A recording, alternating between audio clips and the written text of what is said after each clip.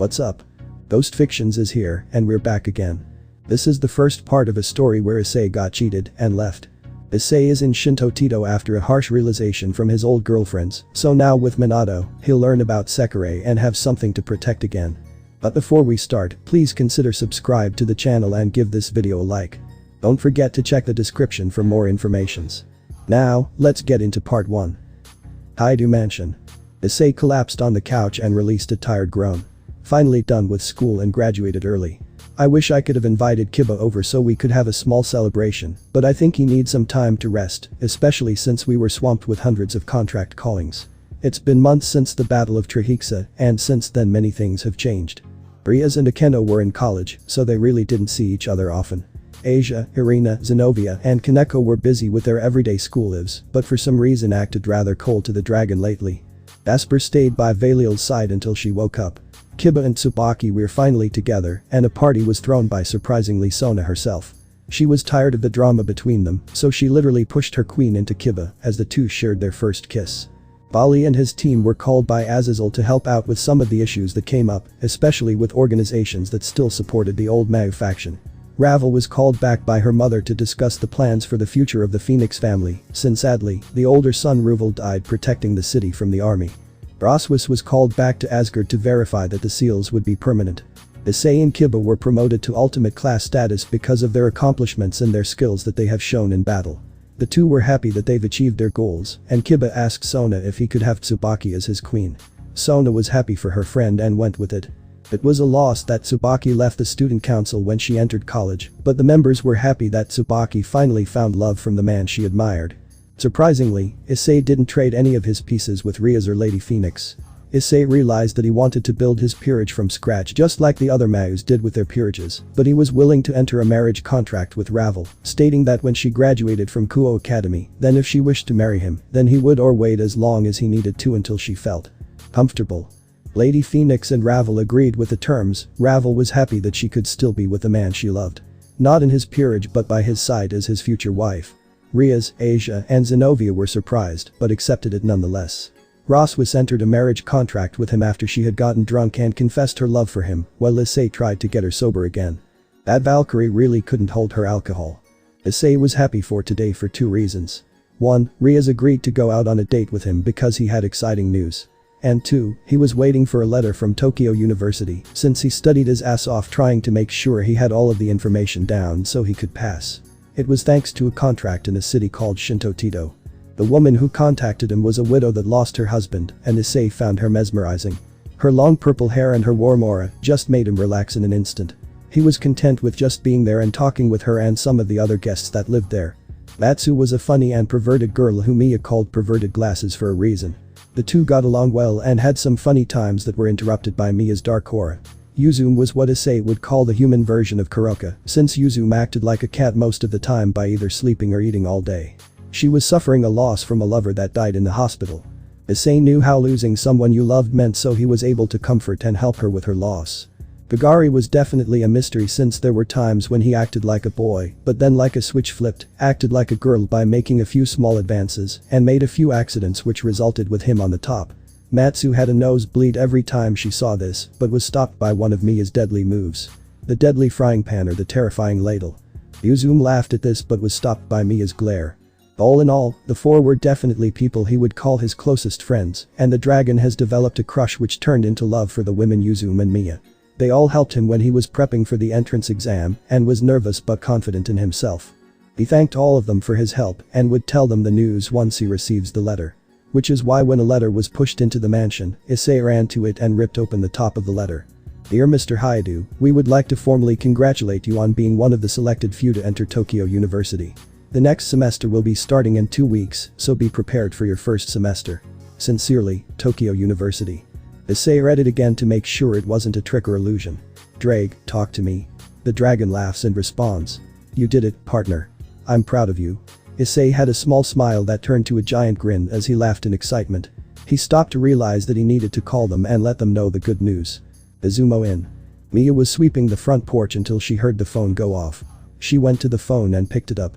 Hello Izumo in. Hey Mia, it's me Issei. Her eyes widened. She looked around to see if anyone was watching her. Realizing she was alone, she relaxed. "Hello, Issei. How are you doing this day?" Issei loves hearing her voice. "Great, and I have amazing news. I got in."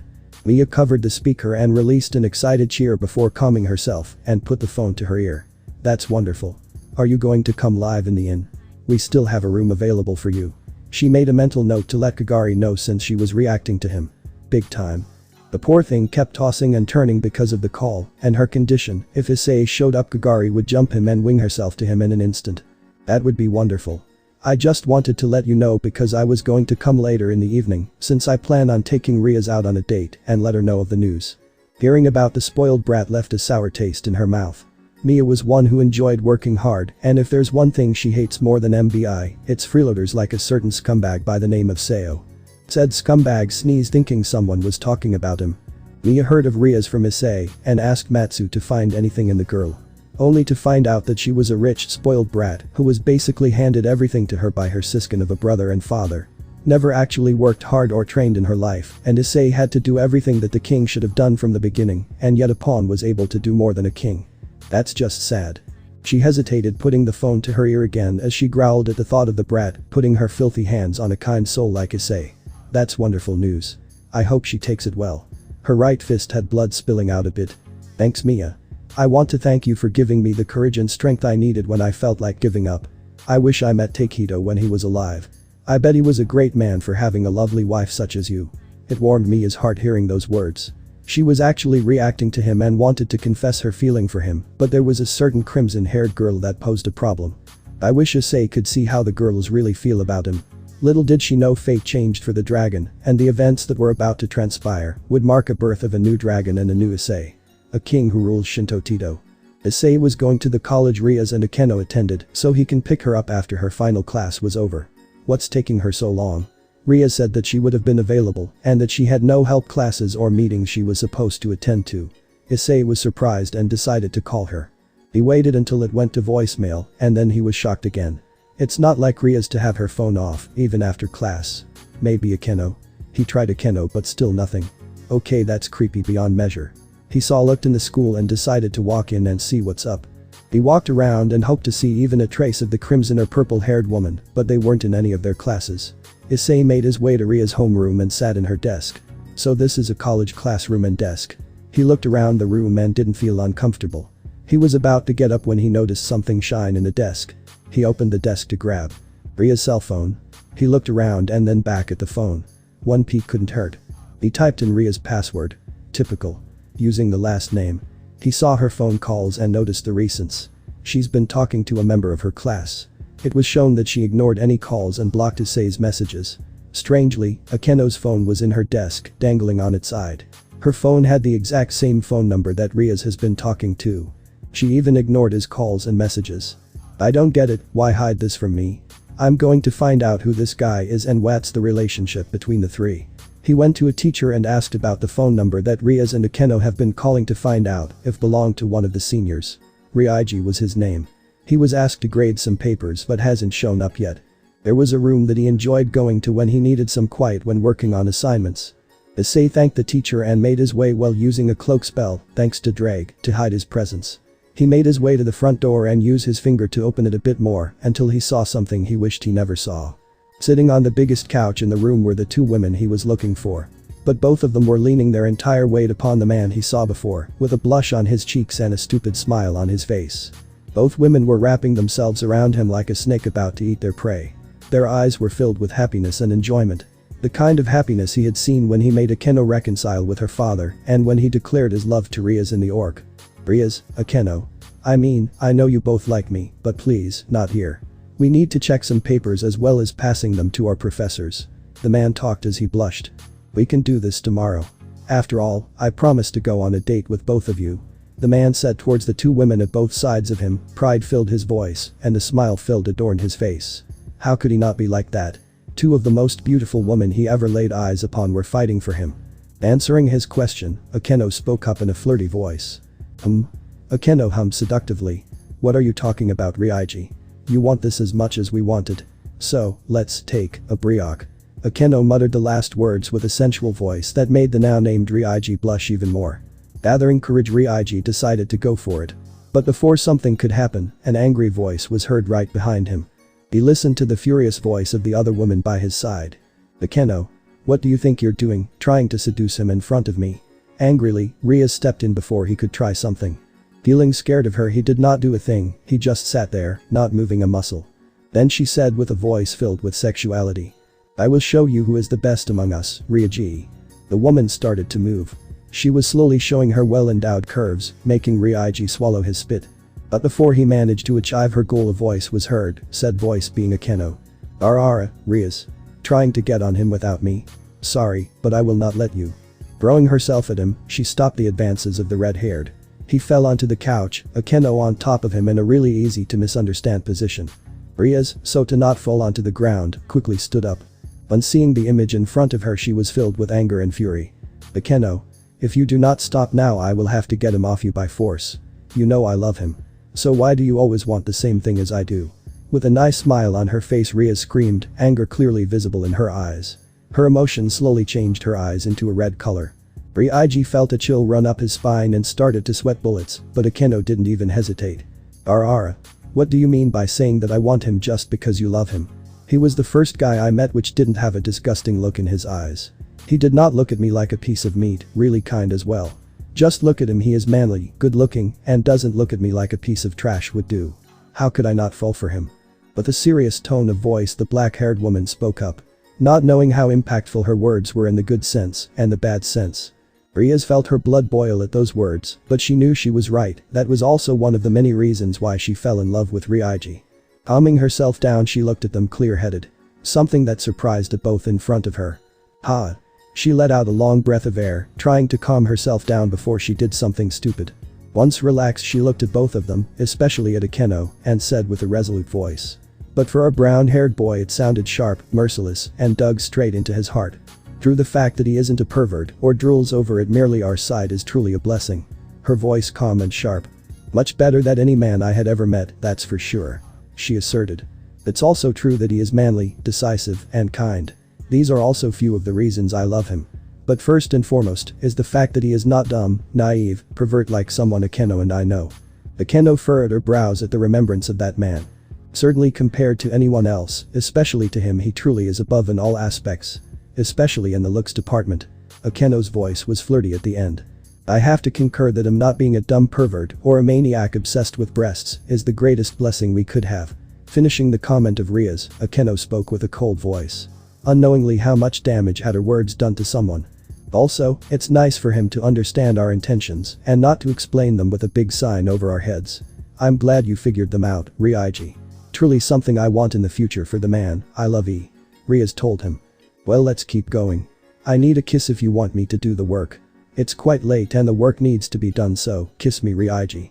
Putting her lips forward, she begged for the kiss. Answering her, he stood up from the couch and walked towards the red-haired beauty, leaving a pouty Akeno on the couch. "Kiss." Quickly stealing her lips, he kissed Rias. The sound of lips connecting was the only thing that could be heard. But that scene was something that was burned into the mind of our spectator. That scene of Rias kissing that man made the brown-haired boy empty.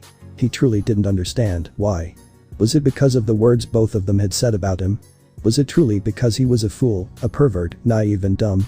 His thought stopped when he looked back to the scene of the kiss.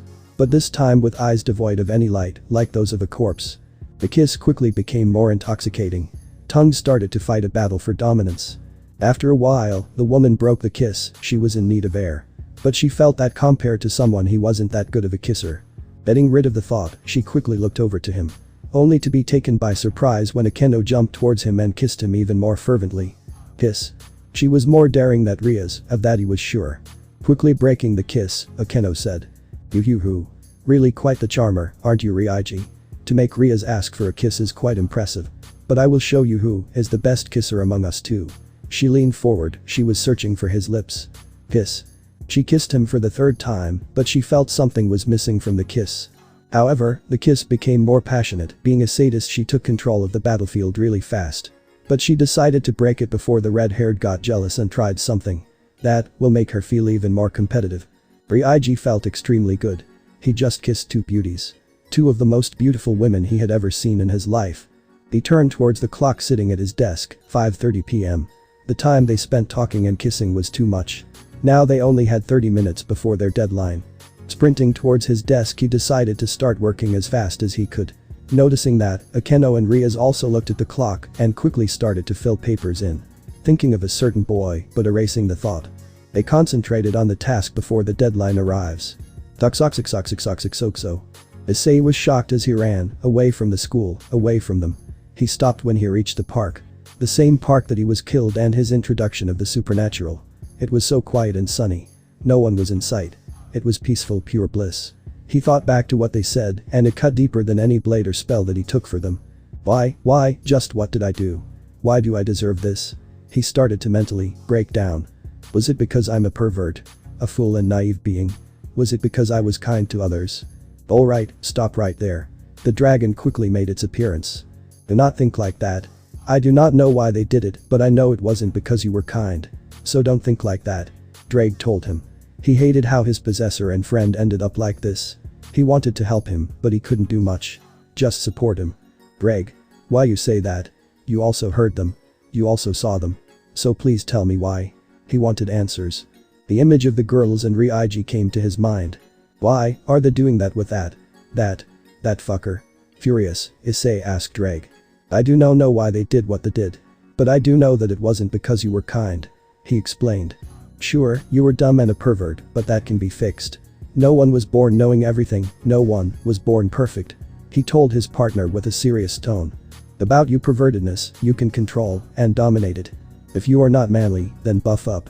If you're not handsome, then change your style until you find yourself good looking.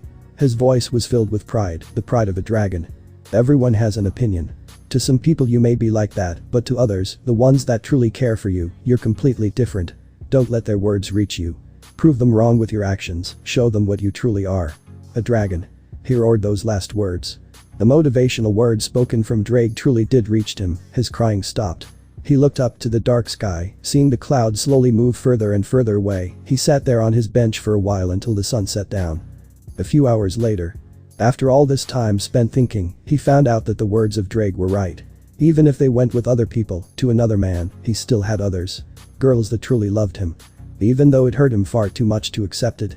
After all, if you give up on life, then life will give up on you. You will only sink further and further inside the mud. Thanks Drake. I really needed that. He told his friend. You're right, even if they think like that. So what? I still have others that do not think like them. It's impossible for everyone around me to think as they do. He finally regained his confidence. The dragon could hear his voice, now it sounded better. But before saying anything, he felt some strong auras near them. Quickly partner, hide. I feel multiple strong presences coming towards this place.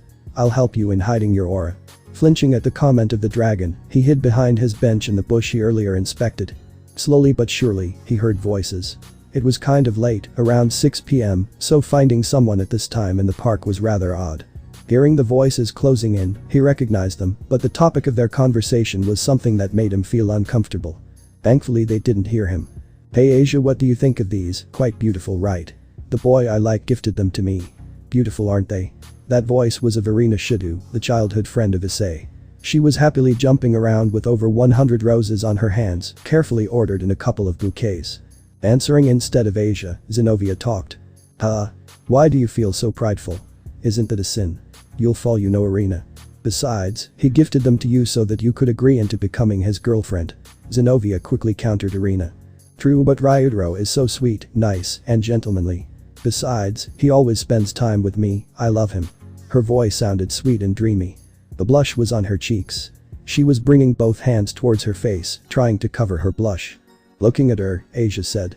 Irina-san, Zenobia-san. It's true that the gifts were beautiful, but still I do not think you should keep saying it.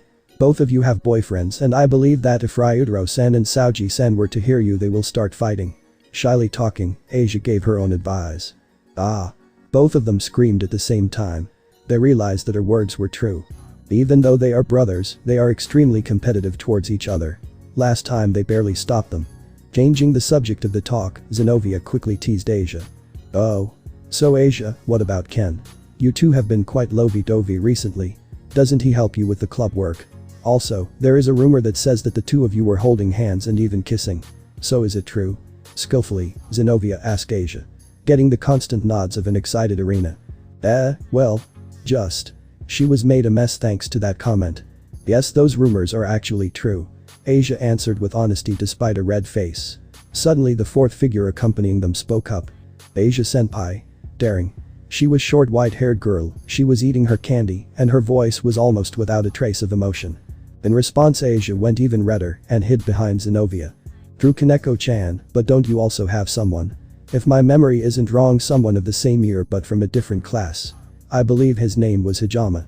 Taken by surprise by Zenovia's sudden remark, Kaneko widened her little eyes. How do you know about that? Stuttering in her response, Kaneko blushed. So the rumor was true. You did like the youngest brother of Saoji and Ryutaro? Irina stated with a face full of surprise. Kaneko just nodded and confirmed the rumors. While continuing their walk, Irina made a question that made the hidden brown-haired boy react. Suo. What do you like about him, Kaneko-chan? She answered at a speed faster than a knight's. He is no pervert. I hate perverts. Especially perverted senpai.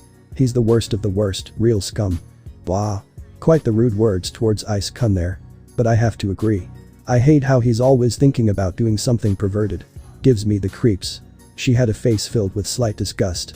Don't be that cruel towards Ice. Those words made Issei smile slightly. At least, someone cared about him and didn't spit behind his back. However, that smile turned into a scowl. Although he is really perverted and we all hate that about him, he's still kind. So you could say it somehow counters it, Zenovia said, but the stares from Irina and Kaneko and even the slight glare of Asia made her retract her words. Okay. Don't look at me with those eyes. She raised both arms up. I mean sure, he really is dumb and foolish to the extreme, even for me to say. Let's not mention perverted and even lustful. But his kindness was always a good trait. Even though he has much more bad ones than good ones. Zenovia said, but Kaneko replied with a tone filled with sarcasm and scorn. One good, everything else bad. That caused Asia and Irina to giggle and Zenovia to say. That hurt Issei's heart deeply, truly it did. Well, that's true. She said without any remorse in her face. Well, now that we have someone that's not bad to us, you could say that all those bad memories will be gone. The blue-haired said to them. Causing the rest of the girls to nod and loudly say. True, much better than before.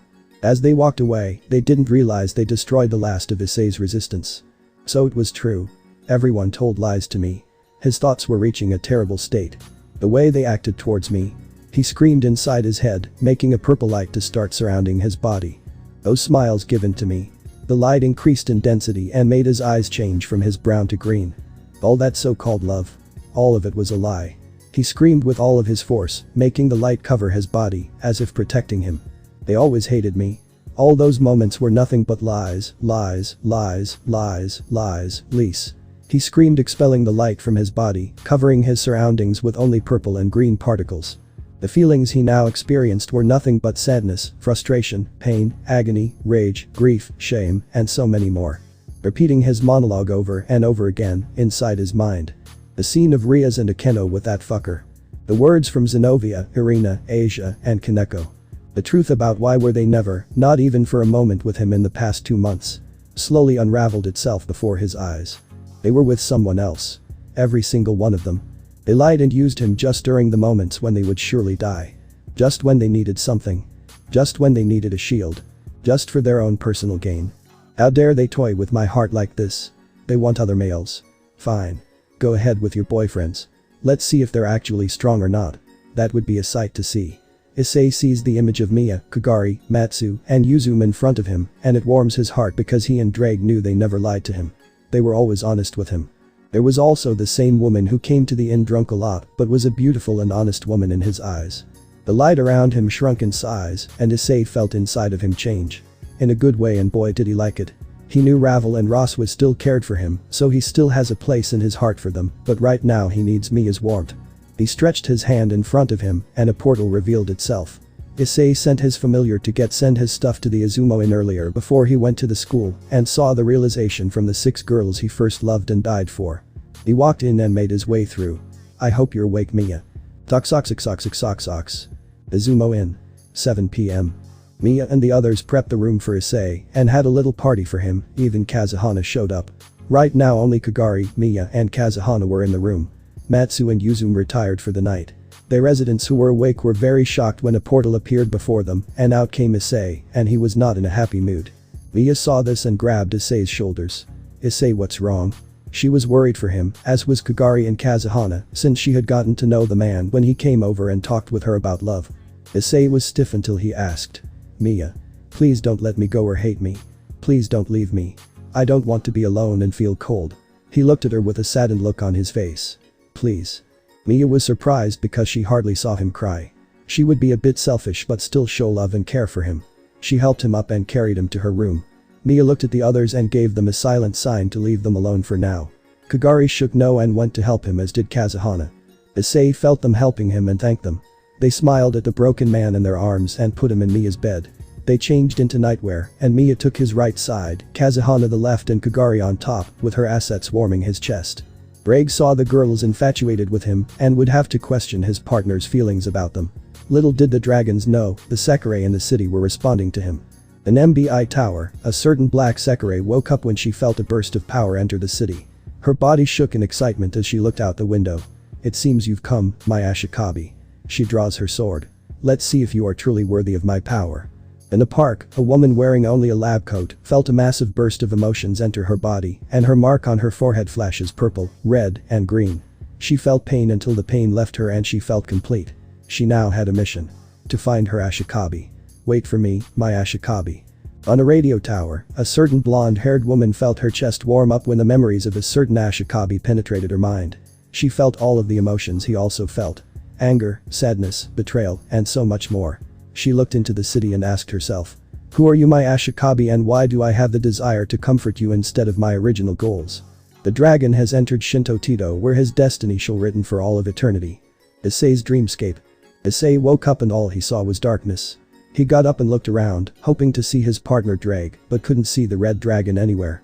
The light was shown in front of him, and when it diminished, a door was left in its place. Issei was surprised but didn't have any other choice than to open the door. On the other side, he saw a wasteland. There was nothing there but dirt, dust, and nothing else. Suddenly the ground shook as soldiers and tanks appeared and took aim at something. Issei turned to see. Miya? Miya was standing with 4 other individuals. Matsu and Kazuhana were with her in some kind of uniform. The last 2 were interesting in their own way. The last woman may look beautiful, but there was something that made her different from the others. The man in the group looked like he was some kind of samurai, but without all of the armor. Miya raised her sword and charged at the soldiers, along with the others. Miya raised her sword and killed many of them. Matsu was using weapons and hand-to-hand combat to take out her opponents. Kazuhana was, amazingly, using wind to help her fly and blast them away. The woman had a dark grin and raised her sword as she enjoyed killing and seeing blood scatter all around her. None of the soldiers stood a chance as they were dropping like flies. The man in the group had a passive look on his face, and he muttered something before using his sword to create a wall of earth that swallowed the soldiers and their tanks. Miya and the others stood tall and were not troubled in the slightest. Issei was shocked to see 3 of the women he knew would do this damage. This is just like the old Mag faction. All of the destruction and death would have made him puke if he didn't already have a strong stomach from the war he's been in for a short but long while. This is who she used to be a long time ago. Issei turned to see a man with grey messy hair that hides a part of his face and wore a turtleneck sweater and sweepants covered by a white lab coat. The man was sitting down on the porch of the Izumo Inn with a cold beer in his hand. The man looked at Issei and invited him over to sit next to him. Issei did so and got a soda instead from the man. Who are you? The man chuckled as he laid down his drink. I'm surprised you don't recognize me since you did see my picture a few times. The ones in the dining room. Issei remembered seeing those pictures. The dots connected. Issei looked at the man and was shocked. You're Teito. Miya's late husband. Teito grinned and clasped a hand on the dragon's shoulder. You got it. It's a pleasure to finally meet you. I can tell she really cares for you. Issei blushed and was surprised when he heard this. I'm not going to lie. I do have feelings for Miya, but I don't know if she truly loves me. Issei still felt the pain from the betrayal of the other girls until a flick to the forehead brought him out of his depression. Teito had an angry look on his face. The side. Listen, Issei, Sekirei are incredible beings. Working for MBI was one of the greatest and worst moments of my life. I was able to accomplish and help bring to life something incredible only for my accomplishments to be used as a tool for war by an insane man who thinks he was blessed by God. What's the history with these Sekirei? I've never heard of them before in my life. Teito laughed a bit. Well, let's go back to the beginning. 20 years ago a ship crashed in the Sea of Japan. The crash was a strange one in that it formed an island where there was only water at the time. A pair of young scientists found this island a few weeks after, along with the ship itself. On board, they found 108 aliens, 1 child, 4 infants, and 103 embryos. They were the people we brought back to the mainland, the Sekirei. Issei didn't say anything, but motioned first him to continue. The scientists knew what would happen if any government found out about us, so they kept it a secret, only telling those that they would bring on later about their discovery. With the alien technology they eventually made a pharmaceutical company, but this was only a side project. The real goal was the Sekirei. Since then, they have artificially matured, adjusted, and trained us in order for us to fight one another in a battle royale, until only one is left. This battle royale is called the Sekirei Plan. Issei was shocked but had to know. I presume it's MBI. It only makes sense since they were able to make leaps and bounds in the technology and science departments from what they found in the ship. Teito nodded. You're absolutely correct. When I first met Mia, all I wanted to do was to care for her and show her that there's a much bigger world out there filled with possibilities and so much more than killing and following orders. Sadly, my plan to stop the Sekirei Plan resulted in me destroying her heart and making her miserable with a false smile on her face. Issei put a hand on his shoulder to comfort him. Teito thanked him and continued. Every day I saw her do her daily tasks and go to my grave. I want her to be happy. I want her to fall in love with the man who makes her react and happy. I thought it wouldn't have been possible until you came into the picture. I still remember when the two of you first met. She was a bit curious about the paper she received that said her wish would come true and thought it was complete nonsense. Imagine her surprise when she summoned a teenager with the powers of a dragon that was also reincarnated as a devil. Issei laughed a bit. Yeah, I remember her thinking if it was all a joke, but after I told her about me, she just had a small smile and just asked me to do a few things around the inn. Eventually, she would call me time and time again to come back to the inn. I got to know the real her and saw how she interacts with everyone at the inn. Teito was just observing Issei as he spoke. Over time, when I wanted to come here to Tokyo University, I asked Mia and the others for help. I remember having to sleep with only little sleep to retain the info, but one thing kept me strong until the end. It was seeing Mia happy with her true smile and her warmth radiating off of her. It was then I realized that I fell for her and wanted to know more and more about her. Issei looks at Teito. I ask for your blessing to pursue a relationship with her.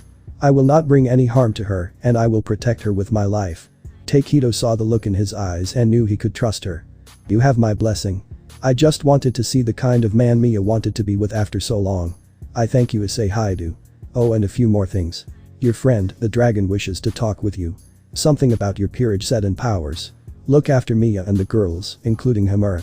Before you ask, talk with her about her condition. She's a good girl, just needs a little TLC. I'm sorry for what happened to you, but remember this, Sekirei are beings that are meant to be loved. They care for their Ashikabis that they are destined to be with for all of time. They wish to protect them and be with them forever. They accept them for who they are spiritually and emotionally, not just physically. Learn to love again. They love you, trust me. He begins to fade away. Save the Sekirei and stop the plan. I know you can, because there's nothing you can't do. He vanished into a shower of golden sparkles and disappears for good. His soul is at peace now that he knows Mia will be truly happy. Goodbye Mia. Live your life and love the man who has stolen your heart. Heal him and love him with all of your being. Mia felt a warmth enter her chest as she continued to sleep with Issei, but never woke up from her slumber. Issei's dreamscape changed to a familiar sight with a certain dragon.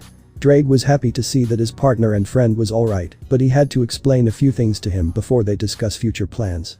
Partner, I know you are happy to see me, but please wait, I need to tell you something. Drake said in a serious tone, forcing Issei to pay attention. First, I need to tell you why us, dragons, are special. This took Issei's interest. Dragons are born with really tough bodies that are naturally resistant to pretty much everything. Their reserves of energy and stamina are huge. Even a low-class dragon could probably defeat a high-class devil if he put the effort. All of this is thanks to our bodies, yet the most important part of a dragon, it's their aura. Drake explained while pride filled his voice. This surprised Issei, he never heard that dragons had that. But why was Drake telling him that? I know what you are thinking. Let me finish my explanation, and I'll tell you why. As if he was reading his partner's mind, Drake told him. This took Issei by surprise. First, you need to know that dragons are born with a nucleus. Think about it as an organ and a generator at the same time.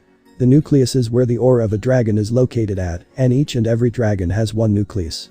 But sometimes the nucleus of a dragon can change and evolve, breaking its limits and granting the dragon a really powerful ability that either has many traits or a single one.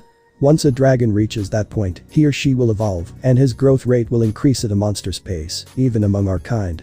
Drake paused before he continued his explanation. This time Issei willingly paid attention, completely focused on his words. For a dragon's aura to change, it needs to either experience a dramatic change in his or her psyche, in other words, make the dragon change from the inside, or an extremely long period of time needs to pass. The first cases are Yulong and Tiamat, and the second cases are me, Albion, Tannen, and the rest of the famous dragons that I know of. Once this change occurs to the dragon, its strength in all aspects will increase, and depending on its trait its growth speed will be different from others. Stupefied by the sudden information Drake told him, Issei didn't have any words to say for a long while. Wow. So that's why dragons are that strong. No wonder they were called the strongest species. Issei had a little bit of pride filling him, he even made a small smirk on his face. But why are you telling me this? Issei asked a red dragon as he looked at his hands pondering about the new power within him. He expected an answer from the dragon. Because, partner. That evolution occurred to you just a day ago. Drake answered his question. Issei could swear he could see a mocking smirk of the dragon's face, even if he couldn't look directly at him, he just felt it. But before he continued his thoughts, he widened his eyes. He felt petrified, and stuttering he talked back. Wait. U.S. saying. He was interrupted by the laugh of a dragon. Ha ha ha ha ha. Drake laughed maniacally with all the effort he could muster. Correct. Congratulations, partner. Now you are a true dragon in the whole sense of the word. Now you can actually become the strongest Sekirei in history. Drake congratulated his partner because of the new improvement, but more than improvement, it was a change and evolution. By the strength showed the other day when you released your aura, I can proudly say to you that it's not inferior to neither Albion's nor my own. Ha ha ha ha ha ha. Drake continued to maniacally laugh. The words of the dragon shocked Issei even further. Not inferior to his own. But Drake is a heavenly dragon. It's he saying that I have the potential to become a heavenly dragon because of my own power, without the boosted gear. Once again partner, that's correct. With the correct training and time, you by your own strength can attain the heights of a heavenly dragon. If not more. Drake answered, magically reading his partner's mind again. Was he that easy to read? Issei was dumbfounded. He never thought that he, the weakest Sekirei in history, could reach by his own strength without any external help, the potential to become a heavenly dragon. Ha ha ha ha. Now who's the miracle volley? Laughing and scoffing at his rival inside his head, Issei quickly felt in the best mood since the past couple of months. Drake saw his partner's state and was happy to cheer him up. Now it's time to explain the second thing he wanted to tell Issei. It wasn't just your new powers you received thanks to awakening your aura. Your peerage set also went through a massive change in powers and abilities. With a wave of his claw, Issei's pieces appeared in front of him. The pieces were red, green, and purple. All of the pieces had a pair of dragon wings on them, and he could feel the aura radiating off of them. Issei looks at Drake with a shocked look. Are these really my pieces? They feel like they combined with my aura and mutated into this. Drake nodded. When you unlocked your aura, your pieces reacted to your boost in power and mixed with them. Now they are much stronger than a normal peerage set. It's as if you have an entire peerage of mutated pieces, all in which grants a person the ability to become a dragon. The pawn still has the ability of promotion, and by looking at its power level, it could make a low-tier low-class devil rise up in terms of power to an high-tier high-class devil. The rook has increased in terms of its ability to grant the person impenetrable defense and incredible offensive strength. The durability was upgraded to that of being unharmed from high-tiered spells, and the offensive power is deadly to even a high-tiered devil. It also makes up for the speed loss by granting the user an impressive speed boost, similar to Surzich's knight. The knight still grants the greater speed and mobility, but they also gain armor around them that's lightweight and durable against high-tiered mid-class spells. The bishops still receive an incredible boost in their magic and reserves, but the amount of magic they have to use is greatly lessened. Still might want to train them in hand-to-hand so they can defend themselves. And finally, the queen. This will make them a powerhouse, and what's new is that the queen grows stronger as the king grows. After all, a queen is the second in command, so they must be ready to deal with any enemies that you face in the future. Despite these new powers, they will have to train in order for their body to be accustomed to the extra power. Issei was surprised by the new abilities of his pieces and decided to gather a strong peerage. Not one with just beautiful women, but those who will stand and fight by his side. Drake had to ask his partner something. Partner, after this, what do you want to do? Will you return to them? Will you give up? Will you seek revenge? Drake cautiously asked the last part to his partner. Issei was taken out of his thoughts by the question from his partner and said, I don't know. He truly didn't know what he wanted to do. Seeking revenge was pleasurable but rather empty. After that, then what? Being hunted by half of the supernatural world? Nah, it isn't worth it. If he really did get revenge, then what was the difference between him and them? He wanted to prove he was different from anything and from anyone, but that dark path wasn't on his mind. If he wanted revenge, then it will be by his own way, not slaughtering everything in his path like a mindless beast. He was curious though. Why did they do that? Why did they choose to leave him? But now, it wasn't in his list of priorities. If he was like before, he would have looked for answers even if blood stained his hands, but different questions filled his head. What do I want to do? That was his first thought. Will I turn back? For what purpose? Being pushed back and scorned for what I once was. Issei started to think deeply to himself, something he hadn't done in a long while. I must agree, my attitude wasn't the best. But still is not enough to treat me like that. His eyes were shining with anger. His aura started to come out and cover him. To speak behind my back like that. To treat me as a disposable shield like that. To insult and hurt me like that. Issei thought while clenching his fists. The aura feeds off his rage and grows in density that even surprised Drake. Anger filled him, but he did not let it control him, not anymore. He wanted to become stronger, to become someone feared and respected. So he came up with his decision. I will change, and I'll show you all how wrong you were. That was his answer. I will no longer be a joke. I will no longer be kicked around and be led by the nose. I will become someone you will not underestimate, and I will show you all the might of a dragon. That will be my revenge. Seeing his partner in deep thought, the dragon did not say anything else. He was worried over the decision his partner will make. He didn't want his partner to seek revenge that never solved anything. Rather, it left even more pain to those involved. Although he couldn't see his partner's thoughts, he could feel his emotions. Determination, pride, decisiveness, and for once in a long time, happiness. He now knew what decision his partner made, and damn was he proud and happy. Now was the time to hear the answer from him. But secretly he already knew the answer. Dreg. Suspense filled his voice. That made the dragon put all of his attention to his words. I want to do what I want. Like a true dragon. His words echoed with strength all over the mindscape. I do not want to be a slave, following a spoiled little girl that thinks she is the best. I no longer want to be led by the nose by someone else. I want to become a true leader with his own team. I want to journey around the world and see how beautiful it is. Issei screamed with all the power he had in his body. But first and foremost, he inhaled deeply. I do not want to be treated as an ignorant, naive, foolish, perverted boy. I want to be treated with respect, with seriousness, and like how I truly deserve it. His scream turned into a roar, a true dragon's roar that echoed within his mind, shaking everything around him. He looked like a beast freed from its bindings. Drake was stupefied, the answer he guessed was completely off the mark. But the answer given to him by his partner filled him with eagerness, pride, and many more emotions. He was happy that his friend and host wanted to do that. Now he was finally maturing and acting like a true dragon should. Not saying anything, the dragon let his friend unburden himself. After the echo of the roar disappeared, he finally spoke. Partner. He couldn't hide the smile in his face. I could not agree with you more. Finally you left behind that self-destructive attitude you had. Finally are you willing to change for the good. Finally you are acting like a fucking dragon should. Drake roared at Issei. But instead of intimidating, it was supportive and filled with eagerness to get already started. Move ahead, Issei. There are still things we need to do before accomplishing the goals we have imposed on ourselves. Regaining his composure, Drake told Issei. Issei nodded and woke up. The first thing he saw were two beautiful women in bed with him.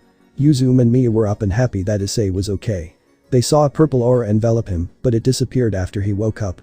He got up and hugged the two of them. Mia and Yuzume were shocked but then relaxed in his arms. Hamura, Matsu, and Kazuhana stood in the hallway and was happy that the young man was alright. Unknown to all of them, they had an observer that watched from the darkness. A dark-skinned woman with jet black hair. She was wearing a bikini top beneath a small hooded shawl, a buckled sarong, and leather knee-high boots to complete her black attire. She reached out to him but stopped herself. My Ashikabi. No, Issei Haidu. I hope I can reveal myself to you and stay by your side.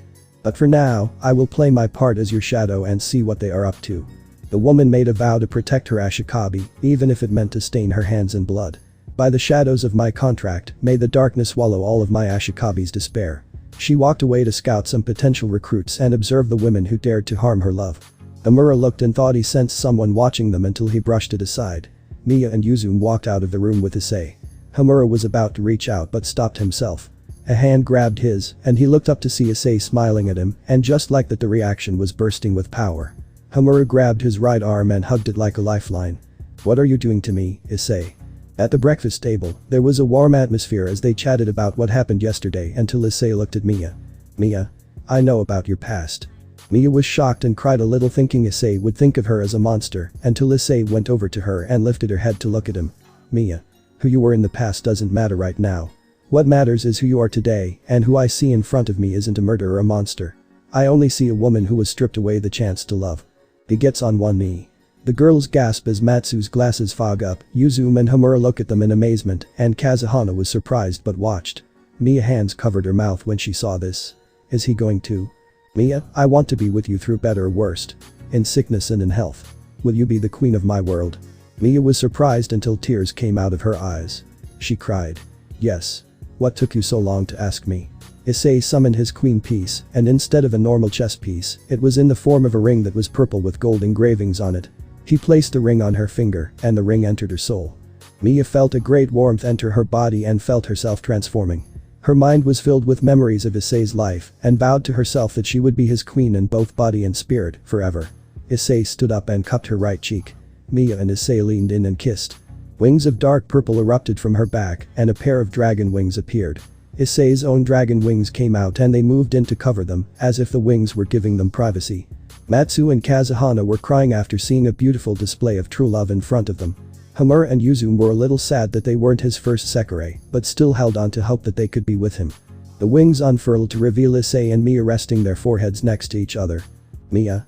My lovely queen, stay with me until the end of time. I promise to protect you and to save the other Sekirei from the sick plan. Issei. Thank you for giving the soul a second chance at love, and I promise to protect your heart from harm. They opened their eyes to see the audience's surprise. Kazuhana and Matsu were giving them a thumbs up, while Yuzume and Homura were looking a little uneasy. Issei needed to know. Mia, are Yuzume and Kagari? The finger covered his lips. Mia looks at them and then back to Issei. Yuzume is reacting to you, and Kagari's real name is Homura, but he has a special condition. Homura took over. My condition is that I can turn into what my Ashikabi desires. At first, I was trying to get a female, but that didn't work. I thought I wouldn't have one until I got to know you and started to hang out with you. My hormones were driving me crazy between turning into a male and female, but then my mental state changed to where I wanted to be with you, and my body became a female for much longer. She undid the bandages that held her chest. Issei couldn't help but stare at them and saw how firm they were. Mia pulled his cheek which woke him up from staring at them. Yuzume and the others laughed at this until a ladle came down on their heads. Homura took the chance to close the gap and hug Issei. Issei froze for a second, but then hugged him or her back. Homura looked at him. Please Issei. I want to be with you. I know you may find me ugly, but Issei's lips met hers, and wings of fire erupted out of her back. Matsu and Kazuhana had a nosebleed from seeing this, and in another part of Shinto Teito, a girl was in her bedroom reading a book until her perverted instincts kicked in and had a nosebleed. Something amazing happened. When the two separated, Kagari was officially 100% female, and she was happy. Yuzume looked at Issei, and all he did was open his arms for her to jump into them and kissed her. He then hugged them. I can finally say this. Yuzume, Kagari, Mia. I love you from the bottom of my heart. They were happy and gave him a group hug with Matsu and Kazuhana watching. Mia deserves to be loved. She's endured so much and now, she can be happy. Issei's heart felt warm with the new feelings from his Sekirei. He told them about his peerage and they accepted the proposal. Now Yuzume is officially his rook and Kagari his bishop. Mia was the queen and that kinda terrified them all. At MBI, two Sekirei felt the burst of power. Karasuba was sharpening her blade when her heart was beating like crazy and her bloodthirst was rising, wanting to challenge him. Karasuba panted as she looked out the window and punched it. I really want to fight you or else I'm going to go crazy. Yum was feeling the burst of love and felt a sense of pride in her chest when she felt a Sekirei save her Ashikabi's heart from pain. Her heart and core were reacting hard to the power. May our hearts and paths cross, my Ashikabi. I'll keep you safe, especially from Karasuba. Tsukiyumi was in her apartment taking a bath when she felt a warmth mix with the water and felt like she was being taken to a safe and comfortable place in the water. It's so relaxing and soothing to my heart. The Kitsu felt the presence again and was following the power. Wait for me, my Ashikabi. I'm coming to find you. Guo Academy or Club Room. Back in Kuo City, a certain Sekirei appeared from the shadows and quietly observed the room that her Ashikabi went to when he was a part of the team. She brought out her dagger and slightly opened the door just enough for her to listen in. Now on the Orc, the entire Grimoire peerage was there with the exception of Issei, Gasper and Roswas. Irina was there as well, but the most surprising guests were 5 male figures that stood at his side, all being the current love interests of the girls. The first one was tall, he had blonde hair that reached to his shoulders, and a rather fit image. He appeared to be in his early 20s and was wearing a blue polo shirt with blue jeans and black sneakers. His name was Ryuji Minamoto, president of XXXX faculty in Kuo College Division. The second and third ones looked similar, but they also seemed opposite to one another. Both had black hair, but the former had it tied into a ponytail that fell down his back and it only reached his upper back. The other one also had the same black hair, but it was really messy, with many bangs covering his face. Both of them wore the Kuo Academy uniform and looked quite similar. They looked young, around 18, and had a delicate face that gave them the appearance of young boys. The former had blue eyes while the later black. Other than that, they looked practically the same to one another. They were Ryutaro and Saoji Takahashi. Brothers by blood, and both of them were the elder brothers of the young one. The young one was Hijama, also sharing the same last name as the both of them. He was also present on the room, right at the side of his brothers behind the largest couch on the room. The fifth one had blonde hair that was also mixed with brown, making him have real foreigner-like hair and overall appearance. He had blue eyes that were gentle, but held a hint of smugness. He, as the 3 brothers, wore the Kuo Academy uniform with a pair of black dress shoes. His name was Ken Mishima. The 5 of them stood behind the couch because of the orders of Rias. Soon she spoke up. "Well, I'm grateful that everyone made it. I have important news for all." She talked with a calm voice. "According to my brother, a world-class rating game will be held in the next couple of months. Around 3 or 4, the date hasn't been specified yet." Rias talked while looking at her peerage, Ravel and Irina. "It means that any being of the supernatural world can participate in it. Humans, devils, angels, fallen and gods. Anyone can participate, as long as they signed themselves in before the last day." Rias dropped the bomb, making her peerage and Irina open their mouths and eyes. But the 5 men didn't understand, they were kind of new to this. "Rias-sama, are you saying that gods can participate in this as well as other races?" Kiba asked her, dumbfounded by the new information. She just nodded her head. "Yes, that's correct, Udo. Everyone, everything, can participate." Clarifying, Rias looked at her knight. But seeing the expressions of the 5 men that couldn't understand, she decided to explain to them. The rating game is usually a game of devils in which they fight with their peerages for fame and glory. The rating games were made to satisfy the ego of the devils and to prove which peerage is stronger. She began her explanation. In the beginning, they fought against each other saying, "My pawn is stronger," or "My rook is stronger." And because of those skirmishes the rating games were created. Rias talked about the rating games, making the 5 men nod their heads. Then Akeno continued. "For the first time since the beginning of the rating games, a world-class rating game will be held. One in which anyone can participate. We are telling you this because since now you all now belong to the supernatural, you would be scouted by someone to be part of their teams." Akeno finished the explanation while adding a bit more information. The 5 were surprised, never would have they thought something like this will happen. "Yes.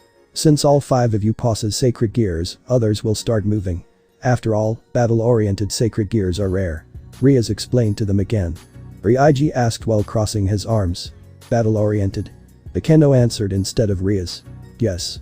Sacred gears have classifications, whether battle-oriented or not battle-oriented. You 5 have battle-oriented ones and because of that, someone will try to get you." Her words shocked them. "Ryuji, although you already knew that the supernatural world existed thanks to your parents, you still do not know enough about it. Yufufufu." Akeno looked at his lover and giggled. Ryuji was a pure-born human, but both of his parents were high-class mages, around mid-class devils, in terms of power, so they explained, since he was little, that the supernatural existed. However, since they didn't know much about it and only very simple information was given to him, he was not as informed as Rias' peerage. That gap in knowledge was slowly being filled in by Rias and Akeno. The rest of the men were also purely born humans, but with a sacred gear. Ken liked spearmanship since small, so he knew a martial art to help him during a fight.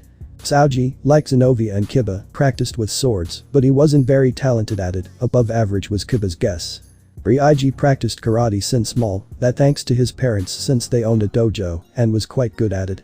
The rest didn't know a single martial art, so now they were being trained by the girls from scratch. "Rias-sama.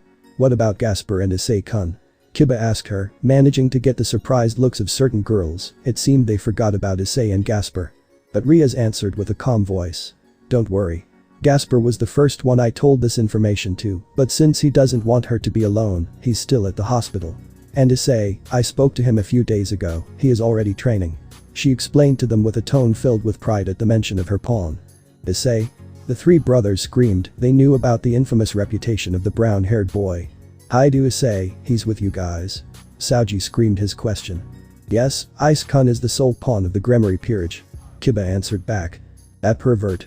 Ryudro spoke, this time his voice filled with disbelief and a bit of anger. Hijama only stood there, frozen in shock. What can that pervert do? He can't do anything right, he's worthless and doesn't have any redeeming quality. A really stupid guy that has been threatened with expulsion far too many times to count. Saoji spoke again, making Kiba crack his knuckles in anger. Ise is the possessor of the boosted gear and has fought many different beings that appeared only in legends. He has even killed a few. Kiba spoke proudly about his friend, not wanting for him to be talked about like that. Him? The twin brothers and Ryuji spoke at the same time. Is he really the same guy? This time Hijama spoke up, surprised by the words of the blonde-haired. That isn't possible. How could a pervert be someone that awesome? It's impossible, I refuse to believe it.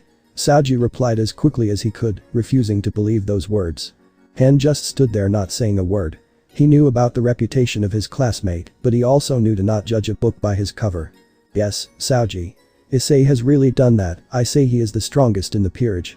Zenobia answered him, trying to make him believe their words. Seeing his girlfriend like that, he knew she was serious, she wouldn't joke about something like that. But then Ryuji asked again, evading that conversation. Boosted gear? What is that? A sacred gear? Kiba answered his question instead. Yes. One of the 13 Longinus and the strongest user of it. His words caused them to be even more confused. Longinus? Ken for the first time asked in a loud voice for them to hear. Oh, Ken-sen, sorry. I forgot to tell you about that. Asia was feeling slightly regretful by not telling him this. The Longinus are the 13 strongest battle-oriented sacred gears that exist. Once dominated to a certain extent, they can even kill gods from the different mythologies around the world. Irina answered his question, but it made all of them widen their eyes in shock. Something like that exist? Ryudro looked at her, surprised by the new information. Yes. Irina replied while looking at him. So he can kill a god. Like the gods in myths. Ryuji was dazed, he tried to hide the small hint of fear in his voice. To be exact, he already killed a being with similar power to that of a god. Zenobia told them absent-mindedly, making all the men get goosebumps. You really can't judge a book by his cover. Who did Ashikabi kill? Hijama stuttered, however, Kaneko still answered him. A dragon. Silence ruled the entire orc, the men couldn't quite process that kind of information, it seemed, and was, illogical to them. They knew about Issei, rather infamous reputation he had, seeing him as someone with the power to slay a dragon of all things was irrational. They looked around the club, trying to find any hint of being a joke or a prank. But the hard look on all present quickly crushed their hope to bits. The five inhaled a cold breath of air at the realization, this wasn't a joke. It was the harsh truth and there was nothing they could do to refuse it. He really slew a D-dragon? Saoji asked, sweat falling down his cheek and trying to hide the tremors in his voice. To be more precise, an evil dragon. Irina spoke once again, trying to sound cheerful, maybe to calm them down. There are different types of dragons.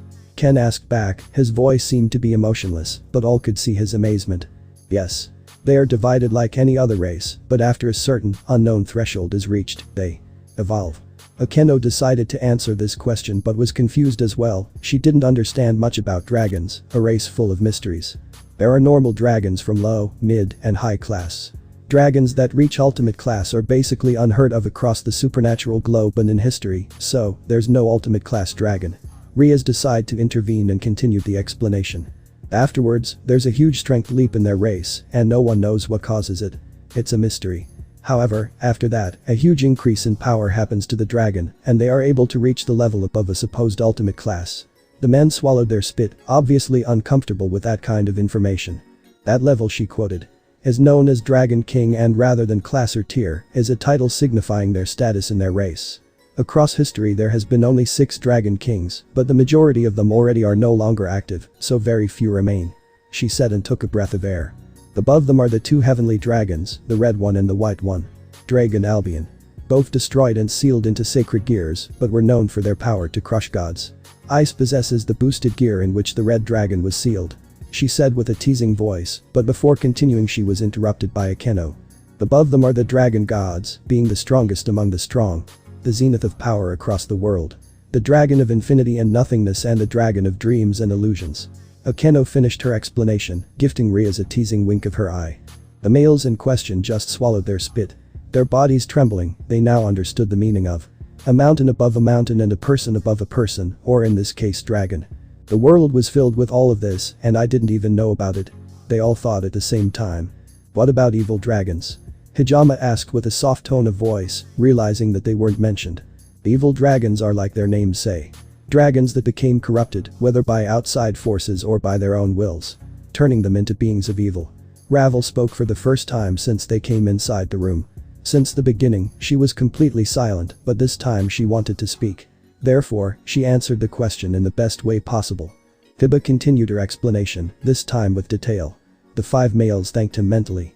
Among them, there were a few which were the strongest of the evil dragons. He looked at them and continued his explanation.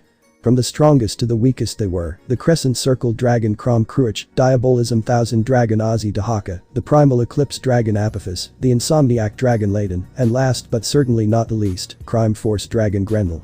The first 3 had the strength of a heavenly dragon, but among them only Crom Cruach is alive. Finishing the explanation, Kiba catched his breath. What happened to the other T2? Saoji asked, confusion written across his face and fear in his tone. Ozzy Dahaka was killed by the Hakuryuko during a fight. Apophis was killed by Issei, the Sekirei. Rias explained to them about what happened to the evil dragons. The Kuryuko, Sekirei? Ken questioned, not understanding, why the names? The ones who hold the sacred gears in which the White Dragon and Red Dragon have their souls sealed, receive those titles. As the current possessors Vali and Issei hold the titles. Rias answered the question of Ken. But another came after that. Vali. Who's that? Ryudaro asked while keeping his eyes on Rias. But Akeno at her side answered instead. Current Hakuryuko, the possessor of the divine dividing and the host of the White Dragon. Maybe if you're lucky, one day you will meet him. Akeno explained, not telling Vali's full name on purpose, she didn't want more questions. Finishing their explanation, the 5 of them took some time to assimilate the information. Then, they said at the same time while bowing their head, just like it was rehearsed. Please train us. They wanted to be strong. If the world counted with such terrifying beings and one of them was a seemingly normal boy, then they needed to be strong enough to protect themselves. Surprised at their response, Rias asked. Why? Because we want to protect the people we love alongside with ourselves. Ryuji represented the group and said those words. The answer made all the women freeze. They remembered the same words as a brown-haired boy, making them feel conflicted. They still loved him, but they also loved their current boyfriends as well. That's why they treated him like that. They felt conflicted, and every time they saw him they felt even more, that's why they evaded him and ignored him.